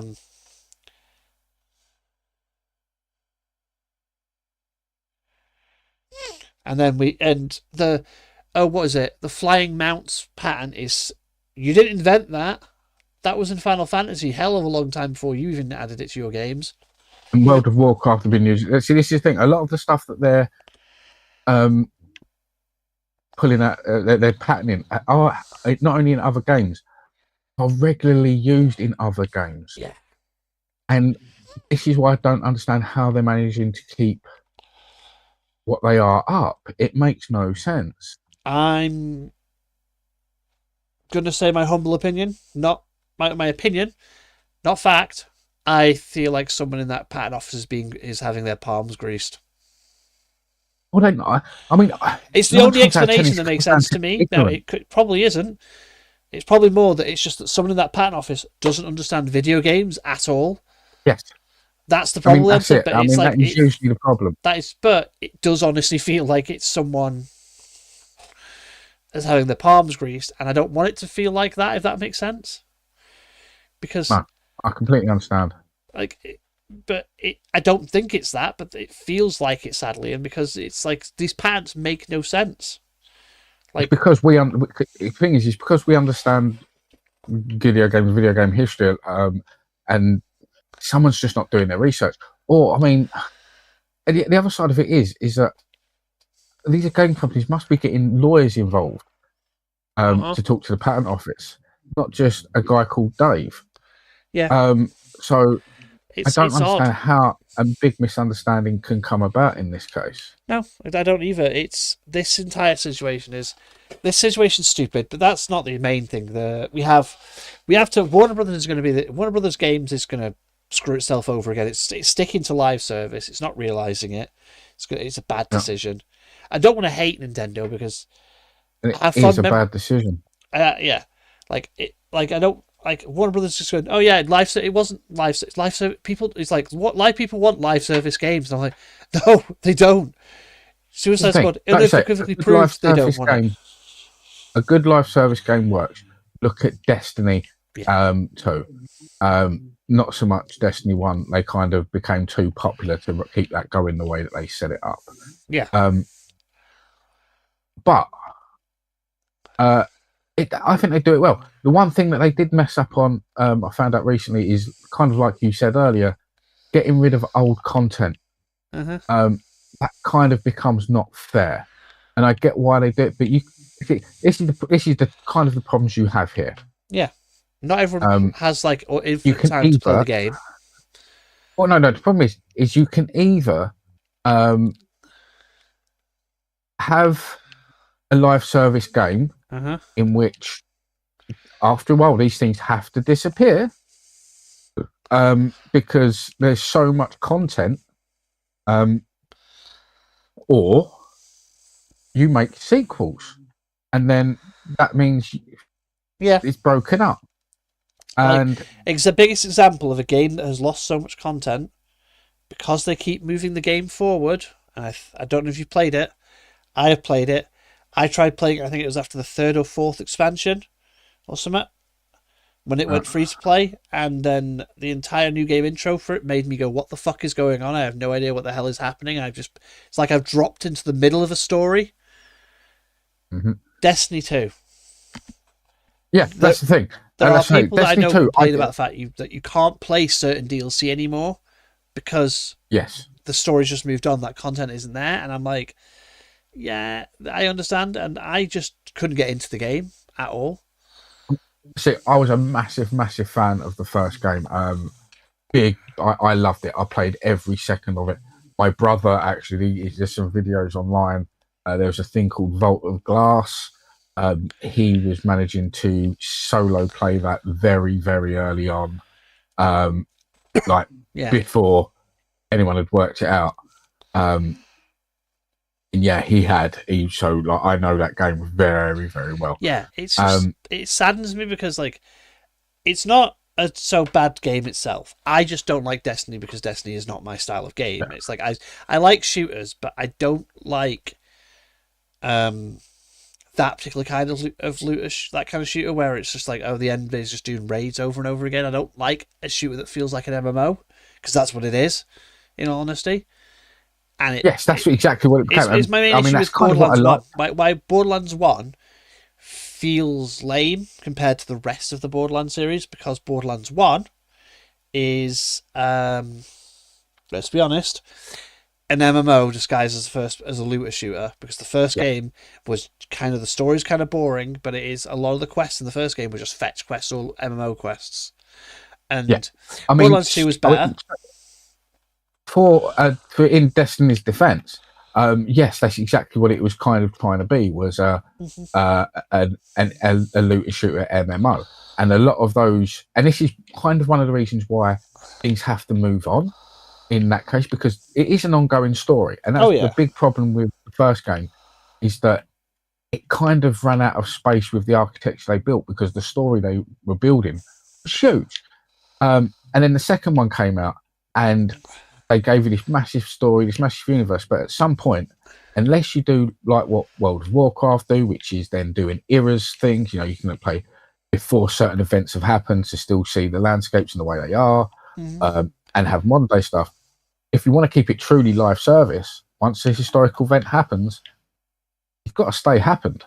Well, it's also World of Warcraft does it in a really good way as well. Of they release their expansion packs are a full release expansion pack that's not separate. It's part of the main game, obviously, but yeah, they release like a full expansion pack still to this day. Yes, and yeah, but with Destiny itself, we'd like to say they truly did go with, and like I said, I don't play the game. I've got no, I don't play Destiny 2 after like the first 2 years, because I just kind of got bored of it, to be honest. So I'm not defending it as a player. No. But what they have done by sort of doing the live service how it truly is meant to be, moving shit on. Oh yeah.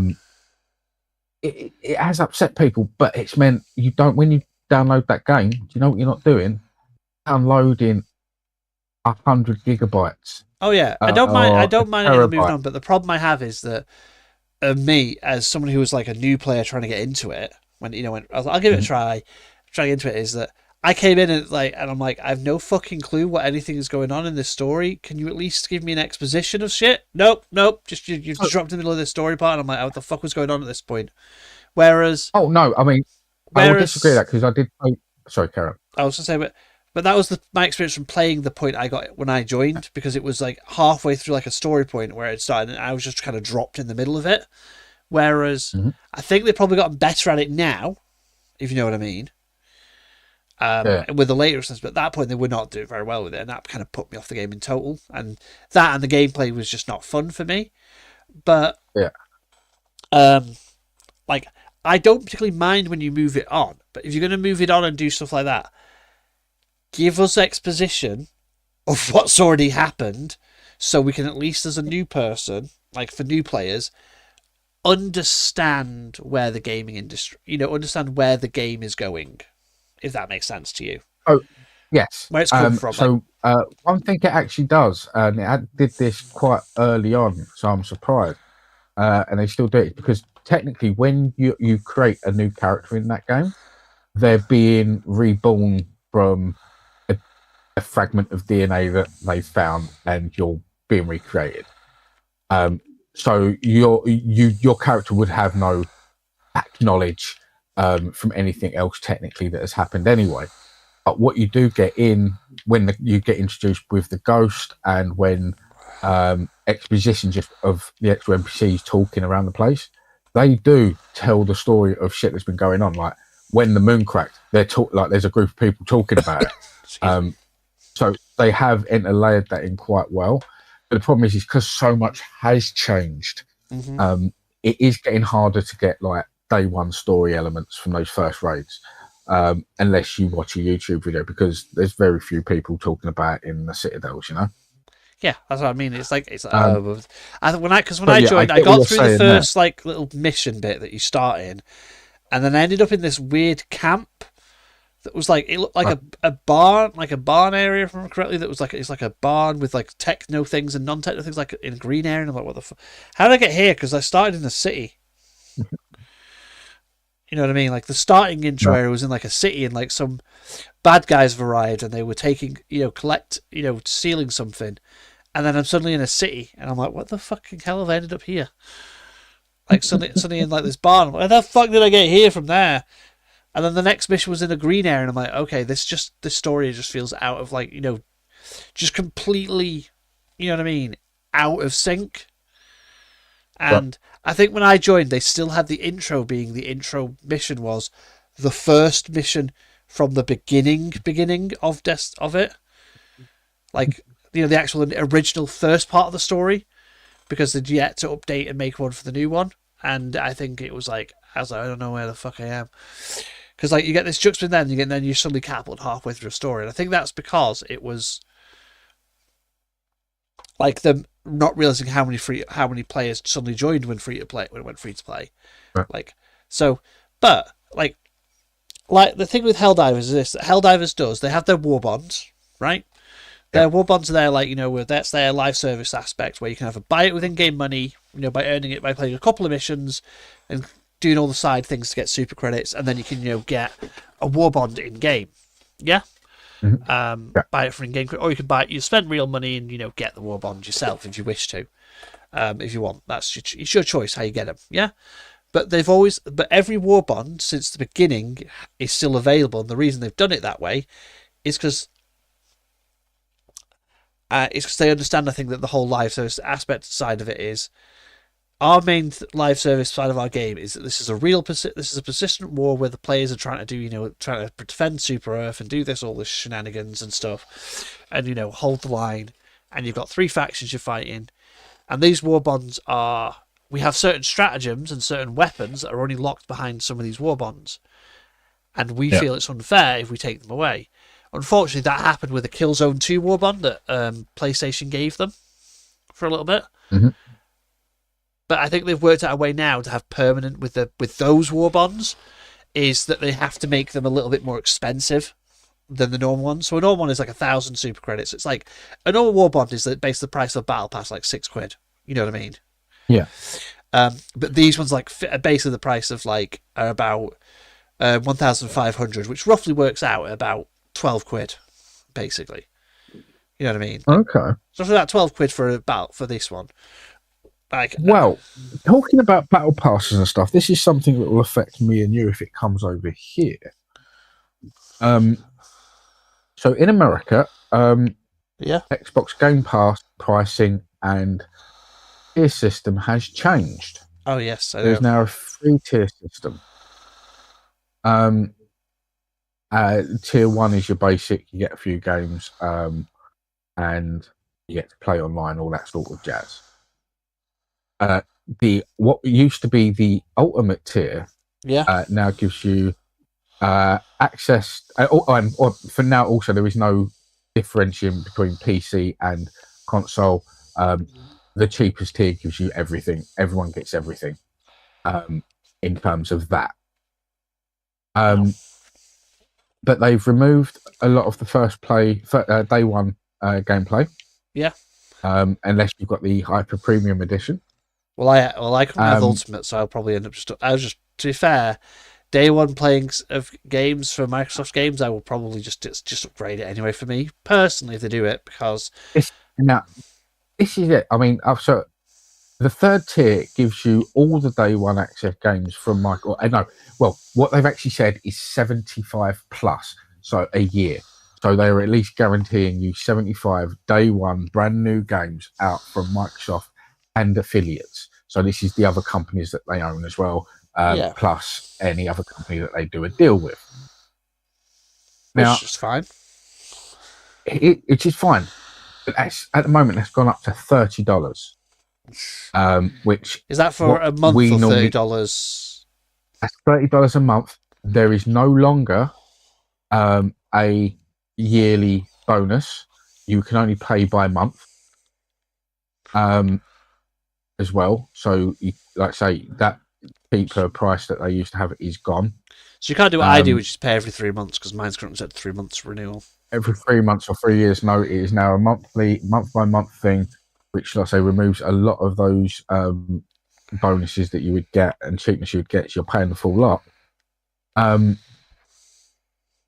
But the very expensive version, and this probably won't mean anything for you, and to be fair, not for me. I mean, I play the game now currently, but it's not something I would have invested in the first place.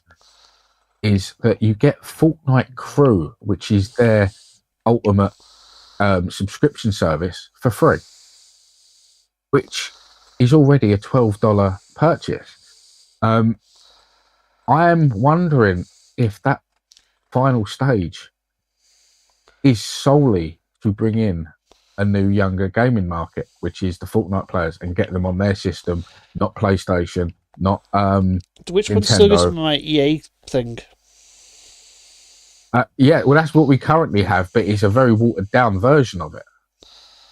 Well, to be fair, I used to have the EA on the thing. It's not watered down. It's literally the same as it is on the EA app. No way. Yeah. Like, there's hardly any games on there. The EA version, the EA one, used to be better. Don't get me wrong. It used to be better. I used to have when it was, because Origin was the first one I ever actually willingly subscribed to their subscription thing. I actually have Origin. I had Origin when EA, because do you know one thing that makes the only thing that used to make Origin better than Steam? Right? What was that? Customer service in Origin was fucking amazing. EA might be a shit company, but their customer service skills were Games Workshop level. This game isn't working and you've played it. This game's like completely not working, and okay, here, how about this? I'm going to refund you the game and give you this game and give you this refund as well, and give you an extra. Don't laugh. I got Origin solely for you got a massive discount on. When I say discount, you can actually discount. You could buy a particular thing for the Simpsons Tap Out, which meant you got loads of free, like the expensive premium currency for free every day once you like. The game that basically changed the mobile gaming industry and required like all these things to have a stuff before you purchase something. Yeah, and it was. Do you know what? Let's say it cost me £10. In the amount of currency that thing gave me, in the time I played it, I got hundreds and hundreds of pounds of free currency off of that. It ended up being worth it. The Origin Plus used to be brilliant, because you used to get every game EA released, even the brand new games. You got them like permanent, like you didn't get them like you do now, where it's now like a free 48-hour play. You got them on release. Like it's how I first played Dead Space 3. I got it as part of that on release. This is the funny thing. I had all that, and it wasn't for about a year and a half that someone went, "Oh, what do you play on it?" And I said, "Tap Out." And they went, "You've got the subscription service for Tap Out." I was like, "Yeah." And they were like, "Have you got a computer?" Like, yeah. Log into it on your computer and at your phone. I was like, "Okay." And then there were games. Yeah. There was loads of games. Dragon Age Inquisition's one of my favorite games to play. That I can't play it anymore now. I've actually realized. So I'm gonna go on one of my favorite topics, Jax. Yeah. I tried to replay Inquisition after playing Veilguard again, right? Yeah. I couldn't replay Inquisition. The beginning is awful. It's not the beginning. It was. I just was like playing it, and the gameplay immediately pissed me off. And I was like, I actually prefer the action combat in Veilguard all of a sudden. And I'm like, don't get me wrong, story in Inquisition is amazing, and I love it more than I love Veilguard's story. I love Veilguard. I've finished it like 4 times now. But genuinely, I actually preferred the Veilguard's kind of Mass Effect-y style, way of managing your party more than Inquisition's like going in depth for me. because I'm realizing as I get older, I don't want the complicated mechanics. I kind of make my party management easy because I don't have time to learn the ins and outs of the system anymore. I just want to play the game and enjoy the story. Like as I will say, my criticism of Veilguard is specifically as you know, my full criticism of Veilguard is the first act of that game. Like, it's the end of the first act is where that game becomes a Dragon Age game to me, because it's that point when you get to Weishaupt in that game, that entire mission from start to finish, I went, okay, this now is Dragon Age. We are back in Dragon Age. We are back in Thedas. We're back in the whole stuff. We are back in this world, and this is the bit where I'm like, yeah, this is a Dragon Age game again. Before that, I was like, okay, it's a fantasy game. It's got Dragon Age skin. I'm just enjoying this because it's got Dragon Age skin. Morrigan's shown up, and this, you know what I mean? And I've got a couple of memberberry characters that have shown up from a game. But I will say this: no matter what happened, Veilguard was never going to make the money back because it was 10 years of development hell, which the game was restarted 3 times in it. Once because of Anthem. And you can kind of tell. Well, the devs have actually came out and said it. They made Veilguard in a year. Ah. The game was made in a year. So considering how, actually, in my opinion, how good it is and how smooth it was and how bug-free the game is, right? Generally, there's not many game-breaking bugs, or if there are, I've never encountered one. For a game made in a year, that is impressive. They had a year to finish the whole game, basically, because of shit that happened. Because it was scrapped a year before release again, and they went, we need to remake this because a live service game's not going to work. People don't want them. Because even EA saw that live service games were not the future. That's what's funny. And they're not usually at the top of the food chain on that one. No, they're the ones that are like, it's like, oh god, what the hell? And I'm like, okay, but that's what I find funny. Like, people go, oh, Mass Effect 4 is going to be terrible because the Veilguard writing was like this, and I'm like, it wasn't as bad as anyone thinks it is. The people that say it's bad are the same people that get scared by being asked if they're a guy or being asked to call someone by a name. It's the thing. I mean, look at I will use this as an example. Mass Effect Andromeda. Yeah. I never had, bar one little weird glitch that I did have, never had a single problem with that game. Completely fluid. Absolutely loved it. I love that. Andromeda's only problem was at launch, it got a bad launch because of its. I think because honestly, it was BioWare's first time working with that engine. They had no idea what they were doing. They'd been handed.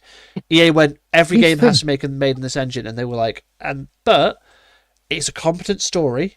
It was really good. No, but here's the thing. This is my point. This is the point I want to make incredibly clear here. Though. I had that game day one pre-ordered. So I had it as raw dog as you were going to get that game.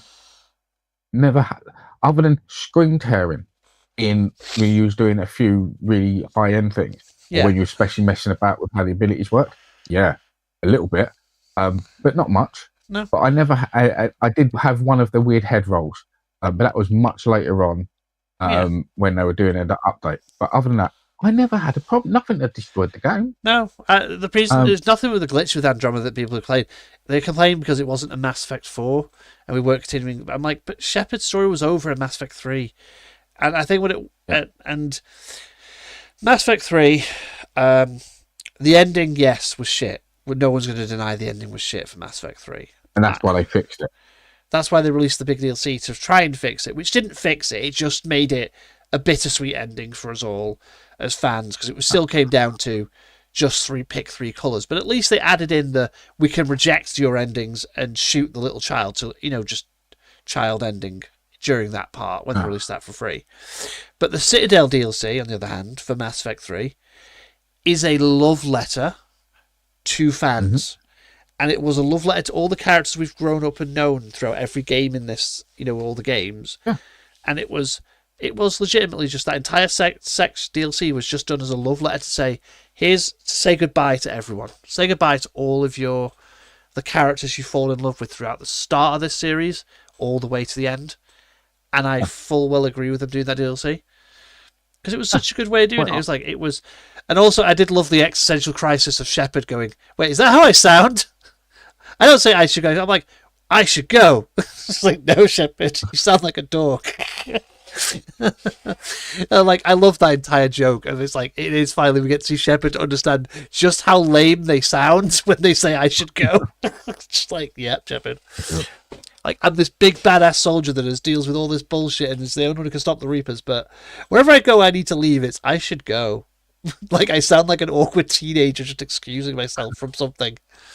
And it's brilliant. Because very, very funny. It's brilliant because they actually were they were self-aware enough to point out that we understand that our character does sound silly when they leave conversations. We're going to make fun of it anyway. Abruptly rude. Yeah. But it's like, it's brilliant though. It's such a lovely DLC, especially the whole scene when Shepard's climbing up the ladder at the end and all of the companions that you have, that she's called in, every single teammate, that you can call that's possible, that's on the Citadel, all of them just gunning down the bad guys in that same sequence, and you're like, yeah, these are the people. This is how you say goodbye. So you say goodbye, and also that final bit where you actually have the point of trying to save the clone. Like, even at that bit when Shepard's trying to save the clone, basically, to show them that and the clone chooses death, and it's like, it's such a brilliantly done bit of having, the whole, like, it shows that Shepard is not a bad person. Like, Shepard is, like, even though, like, it shows that even though, like, this person's just trying to kill him, Shepard's still trying to save. You can still choose to try and save them, be a good person, or let them fall off because it doesn't work. But it's like it's like nice little thing of like. I also love the trade a bit of like, has anyone got anything? And then Trey just pulling out the toothbrush. The toothbrush. The toothbrush to get into the ship. I don't want to be known that my toothbrush saved the Normandy. It's such a brilliant DLC because it has so many comedy moments, but it is like the DLC that epitomises like the storyline of it, like the story part of it, is the part that goes, this is what made Mass Effect Mass Effect. You know what I mean? Very true.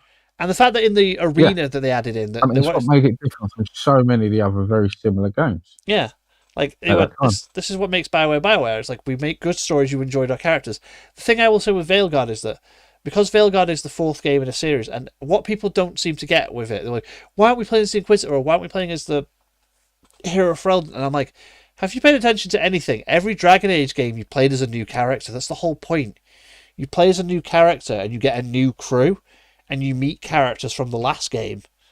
You don't really get companions from the previous games. Like, the only exception I think is possibly Zevran, who I think was in Dragon Age 2 as well.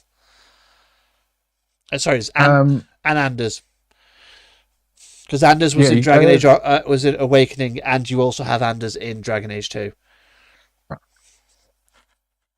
You can meet your character as long as you ported it over in a certain way. Well, you can meet them if you haven't ported it over. You just have to recreate them when you meet them. But, no. You could. There was a way of having it all sent over, so it was your characters looking at everything. Yeah, you could make a character from Dragon Age. From Dragon Age 1 to 2. Yeah, 1 to 2, but you wouldn't meet the Hero Ferelden because Hero Ferelden was busy at the time. Because Dragon Age 2 takes place during the whole Hero Ferelden thing at the exact same time. Yeah. It's in Dragon Age. It's an Inquisition where you can meet Hawk and get a letter from the Hero Ferelden. The reason you get a letter is because the Hero Ferelden doesn't speak, so they can't exactly introduce them to the game. Yeah. Because you don't ever talk. But you get a letter from them, and you meet Hawk, which is quite a nice one, because like Cassandra goes insane when Hawk shows up and gets really mad. It's a good game. I love it. But yeah, it's like the thing is that's what Dragon Age has always been, though. Mass Effect was the game where you start with this crew, and these are the same characters you kind of get in every game. You know what I mean? Whereas Dragon Age has always been every single game's a different crew because you're not the same person. Every so often you've got a choice of someone new popping up, but someone old popping up. For the most part, and you can have them, as a crew member. but 9 times out of 10, you were going back to finding an old friend. Yeah, you were just getting new. You got new in Dragon Age, because Origins, Dragon Age 2, Dragon Age Inquisition. You had a different crew each time. Veilguard was going to be the same. People got, the Veilguard characters are unsufferable and all this, and I'm like, they're really not. What a lot of the stuff that a lot of people go, Varys is a playable character in all of them. Is not a playable character. Don't mention Varys to me. Don't make me sad. And I'm sure Morgana is. Varys is in every game. Varys is in every game. He's in the first game as well. People don't realize that he's actually in Dragon Age Origins. You can meet him. Yeah. You can also meet Isabella in the first game. I'm sure you can get them all in your crew. You can't get them in your crew in the first game. Your crew in the first game is just Alistair, Liliana, Sten, Zevran, Wynn, and there's one other. Oh, Morrigan. Yeah, Morrigan. Claudia Black. And I love that Claudia Black's mother is Kate Mulgrew. Flemeth is Kate Mulgrew. It's brilliant. I love it because it's basically, that is such a beautiful way of doing it. You get Claudia Black, my absolute favourite actress from Stargate, and then Kate Mulgrew is her mother in this, playing Morrigan, Captain fucking Janeway. Captain Janeway. Gotta love Janeway. Hello. Alistair being Carthonacius, and I completely didn't realise it was Carthonacius until one scene where he speaks a certain way, and it's like, that's Carth's voice. Him being in a lot of other games. Alistair it's like, as I said to you, I think we said it before when I was discussing Veilguard, is that when we discussed it when it came out on the podcast last year or so, or something. Oh, yeah. That I tried to replay Dragon Age Origins and I got annoyed at Alistair. I just kind of went from, this is one of my favourite characters, to, I really want to punch you in the face, shut up. Uh-huh. Like I say, whenever they do discuss, I think I mentioned this time because I played it around the same time. Whenever they discuss a new game coming out, I do like to play Origins because it's so fun. Origins is fun, so many but it does sound great. It gives you right at the very beginning. It makes you look like you've got these millions of choices of characters and things, but it does narrow that choice down quite nicely, and not in a way that makes you feel like you've been. Well, Origins also does this nice thing as well of it gave you an intro depending on your origin. So whatever origin you picked, you had a nice little intro quest that teaches you the mechanics in a tutorial, but does it in a really nice way that immerses you in your character.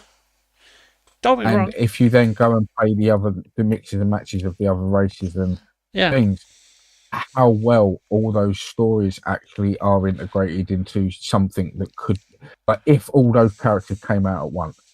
They could all be be different Grey Wardens that join the Grey Wardens at the same time. They could all be they all fit in that universe at the same time as well as each other. Yeah, and also the fact that all of them give you quests later down the line as well. Yeah. That's what I like. You get quests later down the line that actually tie into them. Like if you are the noble dwarf, when it comes to the choosing a paragon stuff, you have a personal stake as they're your brothers at this point. You're the exiled also son. On both troll lines as well. So if you're a troll that's been exiled, you have to go back down to the lands at some point as being a trader, and you have to go back, and there's a whole issue about that.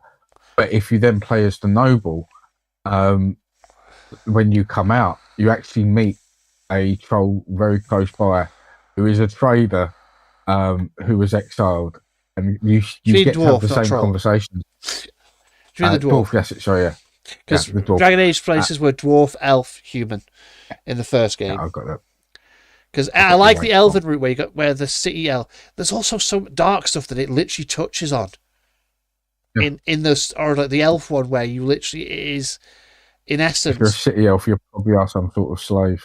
It's not that. It's the what happens to the bride. You know, Yeah. without them outright saying, you know what happened to her with the two humans that basically drag her into that room. That you end up getting arrested for killing afterwards, and I'm like, I'm fully justified in killing these two fuckers because of what they just did. We know what they did without even saying it, and it's like they're very good.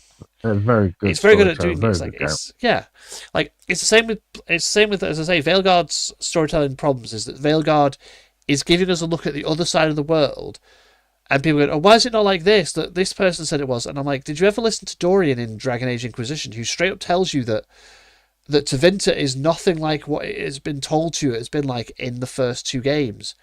Because in the first two games, they've not yet established the law fully. They were still establishing it. And Inquisition's kind of the first game where they started to... They knew what they were doing with the law. They'd established, as BioWare that had written the game, as made Veilguard, said that they're following the big book that we were left behind by the, of law for Thedas and the Dragon Age world. And in Dragon Age Inquisition, Dorian tells you Tevinter is nothing like what it's, advertised to you by Fereldans. Like, it's not as, like, blood magic everywhere and all this stuff. It's not as blood in the streets, everything. It's actually a lot more refined. And when we get to there in Veilguard and, we go to Minrathous and all this, and we go to the poor quarters of Minrathous, people go, why are the elves and slaves everywhere? And this, and there's like, because you're in the poor quarters. These people aren't mages. Like, it's very clearly established from the start that only mages can own slave, and only mages live in like the rich people in Tevinter. Tevinter likes the high end. Yeah, and like these are all the non-magic people that are the second-class citizens of this city. Mm-hmm. And it's like, it's brilliant because it's like we're in the slums. We're seeing the slummed part of Tevinter, not the highborn side of Tevinter. And it's like I say, Veilguard picks up when you get to part 2. Part 2 of Veilguard is when it picks up because it's like its intro is too long in my opinion and too short. It's too long, but it's also a bit boring. Like, it establishes that this is what's happened and everything, the gravity of the situation, but you don't really get the feeling of it until you get to Weishaupt in Dragon Age Veilguard. Yeah. But at the end of that game, I loved every character at the end of that game. Even Tash, they were awesome. The one that everyone goes, oh, Tash is the woke character because they're just non-binary. That's the only thing we know about them. And I'm like, yeah, that's the thing you know about them if you watch a YouTube video that doesn't go through their whole story arc. 90% their story arc is cool. I'm struggling because I'm a Kunari born in in Ravane, a place that's all about free expression. But my mother wants me to follow the Kun, which is all about is all quoting the Kun and stuff because I'm an Adari and I can breathe fire and stuff. So I can breathe fire in this, and she didn't want me to become a berserker. She did something against the Kun because of it, and I'm struggling to figure out who I am because my entire life I've been told who I am by everyone else. You know what I mean? And it's just like trying to and then the character eventually becoming because they don't quite feel like a woman, they don't quite feel like a man, and it's like someone goes, oh, there's something new. They just put it in. I'm like, Krem in Dragon Age Inquisition is a trans man. And you even have Iron Bull in that bit. If anyone tries, literally going in one of the scenes when if you question, but isn't they a woman and him getting angry at you, and you lose approval with him, and saying I will beat anyone to death who says that they are, because even he is like, Krem is a man. Krem has told me they're a man. That is who Krem is. Like it's in BioWare has been doing that since the beginning. They've always been doing. They've been doing that shit for a very, very long time. Yeah, but I'm like, BioWare has got a trans character in Inquisition, and people go, oh, they were better written, and I'm like, no. The reason it was better written to you is that you didn't have a direct outcome with them. This time you have a companion that's that's part of it, and you're mad because this one scene where they're basically trying to talk to their mother. It's like it's not even a big scene in this whole thing. It's like a 5-minute conversation between Tash and their mother where Tash just blurts out at it and goes, "I'm non-binary," which is like to any queer kid, right, who's like myself as of coming out like that to speak to when you don't know how someone's going to react. It's terrifying. It's tricky, and there is no right way to do it. Oh, it would be fine if we handle it right. Like, there's no right way to handle that scene. That scene is going to be awkward. That's how it is in real life. It's that awkward to say these, to come out and go, I'm gay or I'm this or I'm queer or like it's awkward as hell to do that and to come out and say these things into someone because you don't know how they're going to react. Like your parents might all be super supportive, like not so thrilled about it because you don't have anyone like that in your family, but you don't know what they're going to be like when one of their own kids comes out. It's kind of it depends. They don't have the experience. Yeah, at all. Yeah. And it's like, oh yeah, and then she storms off, and then Tash storms off, and I'm like, yeah, they do because Tash is frustrated and they're arguing with their mother because their mother's always telling them who they are, and then it's because their mother's not understanding. Her mother basically asks her, is it because of this? You know what I mean? Yeah. And it's like it's because the mother doesn't understand. But even at the end, but like Tash's entire story is not, I'm non-binary. It's dragons. Do you want to go kill a dragon with me? Yeah, let's go kill a dragon. Like most of their story is. Something you've got to ask is, are you focusing on the right part here? Yeah, because their story is dragon. Like the non-binary thing is, how many quests it is in Tash's 10 quests? Because every character has like 10 quests. I'm including the bits where you just have a conversation with them. Do like a quest, you know what I mean? Yeah. There are the bit where Tash questions who they are, right? Yeah. Whether they're Ravane or there's not that because that's just a bit about where the question whether they want to follow the Coon or follow, embrace the Ravane side. Yeah. Yeah. There's the conversation where you're in a dragon's cave and they're getting mad about the dragon, and then you ask Tash what it's really about, and then Tash goes, I don't know who I am. And then you direct them to speak to some of one of Nev's friends, to explore about them if they don't feel quite like a woman or feel like quite like a man, if you know what I mean. Mm-hmm.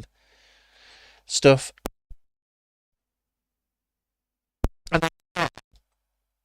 And then, then the next bit is when they tell you that. So that's what? So far we've got what, 2? Yeah. And then there's not exactly like we're walking ourselves out of crazy town here or anything. And then 3. The third one is when they speak to their mother and come out to their mother. Basically, that's the 3 conversations about it. Yeah. Right. The 4th one is a joke conversation. Like it's the conversation like joke about this. No, it's a joke conversation where Isabella's like discussing, and then she goes, yeah, she says she by accident about Tash, and then starts do a burl, and then starts doing like push-ups randomly, right? Tash doesn't even give a shit. Like you can see in the scene, Tash doesn't care. You know what I mean about it? Yeah. Like, and when discussing, someone will. So when discussing it. And when discussing it, even in the bit Tash goes, no, it's not really a problem, or is that like when you ask Tash for problems, no, it doesn't, not really. Like even the characters, and it's like you ask about the Do a Burl thing, and the Do a Burl thing is it's that faction's like specific way of apologizing because it instills in your head not to make a mistake again, basically when you make a mistake. Mm-hmm. Because you've done some physical exercise and you don't want to keep doing physical exercise, but it's also why everyone stays fit. But like, it's a joke. It's a whole scene played as a joke, and people went, "Oh, that's what you've got to do when you miss gentlemen. You got to, do a push-ups." I'm like, no, nothing in that scene saying that. That entire scene is all about. It's just about Isabella making herself the center of attention. That's what it is. It's Isabella making herself the center of attention because everyone's going to look at her doing a bunch of push-ups. You know what I mean? And then at the end of it, one of the characters eats like the last roll. And like, I know that I thought, I know you're free, but I thought you would. Oh God! And then starts doing a burl, because she ate the last of one of the other characters ate the last of the food that they were eating, and it's like, yeah, the entire scene's a joke. A good reason. Yeah, but like it's a joke. Like the whole thing's a joke, and they took it out. That's 4 scenes, right? Out of 10 quests, so that's not even half. The rest of it of Tash's storyline is: do I embrace the Ravane or do I embrace the Coon? Let's hunt this dragon. Let's hunt this other dragon. Let's hunt this other dragon. let's take down this really legendary dragon. Let's go kill the Dragon King because he kidnapped my mother. Her final quest. To which their mother sacrifices themselves, you know, at the end, basically. And then, you know, you kill the Dragon King by fighting his dragon, and then Tash sets him on fire. And it's such a cool way of doing it. But that, you get what I mean? Like, I'm with you 100%. I mean, like, the third game was never my big playthrough, and I haven't had a chance to get through to the fourth one. The fourth, yeah. Yeah. Like, no, I've always said I don't understand why people freak out over this stuff. Well, I'll tell you what it is. What'll happen? The next Dragon Age game that comes out, right? What Veilguard will get the same treatment Inquisition gets now of, oh, it's amazing, because everyone seems to forget that when Inquisition came out, everyone was bitching on about it and said it was shit compared to Dragon Age 2. But when Dragon Age 2 came out, you were all shitting on Dragon Age 2 when it compared to Origins. My argument was that is true to the point, though, that we were originally... we did get a Peter Molyneux moment, although it weren't him, where they said your character is going to be ported over to the new game. And we were all given the impression here that we were getting to play our original character in this new game. Well, no, it was more that the third game originally they did say Hawke was coming back, but then they realised the storyline back not taking place in Kirkwall again, because Hawke was still in Kirkwall at the end of Dragon Age 2. So they didn't want to. I think what it was more. I also love the epic reveal of it's Dragon Age 2 that first did it, where at the end you find out it's all Varric telling the story of Hawke to Cassandra, which was the setup for Dragon Age 3. Because that was the opening intro, is her questioning him about Hawke's story. Very true. Yeah. Because Varric's met everyone. Varric has met everyone. Yeah. It'll go well for him. The only thing about Dragon Age 4 that I will say that the twist is predictable the second time you play it through, you realise what it is, but it's like the first time I played it through I didn't realise the twist. Uh-huh. And I was like, oh, you did not pull that rug from under me and go, because I will admit I cried when they revealed that bit. You know which bit I'm on about, don't you? Because we're toilet spoilers here. Varric being dead the whole time, and it when they revealed that, I actually cried because I was like, it was a good twist. Because he's been there the whole time throughout the game, like offering advice. It's just him telling his life, yeah. Like not just telling life. It's him offering advice relevant advice to what's going on. And you don't. It's only when you watch it play the game the second way play through, and you realise that no one else is talking to him.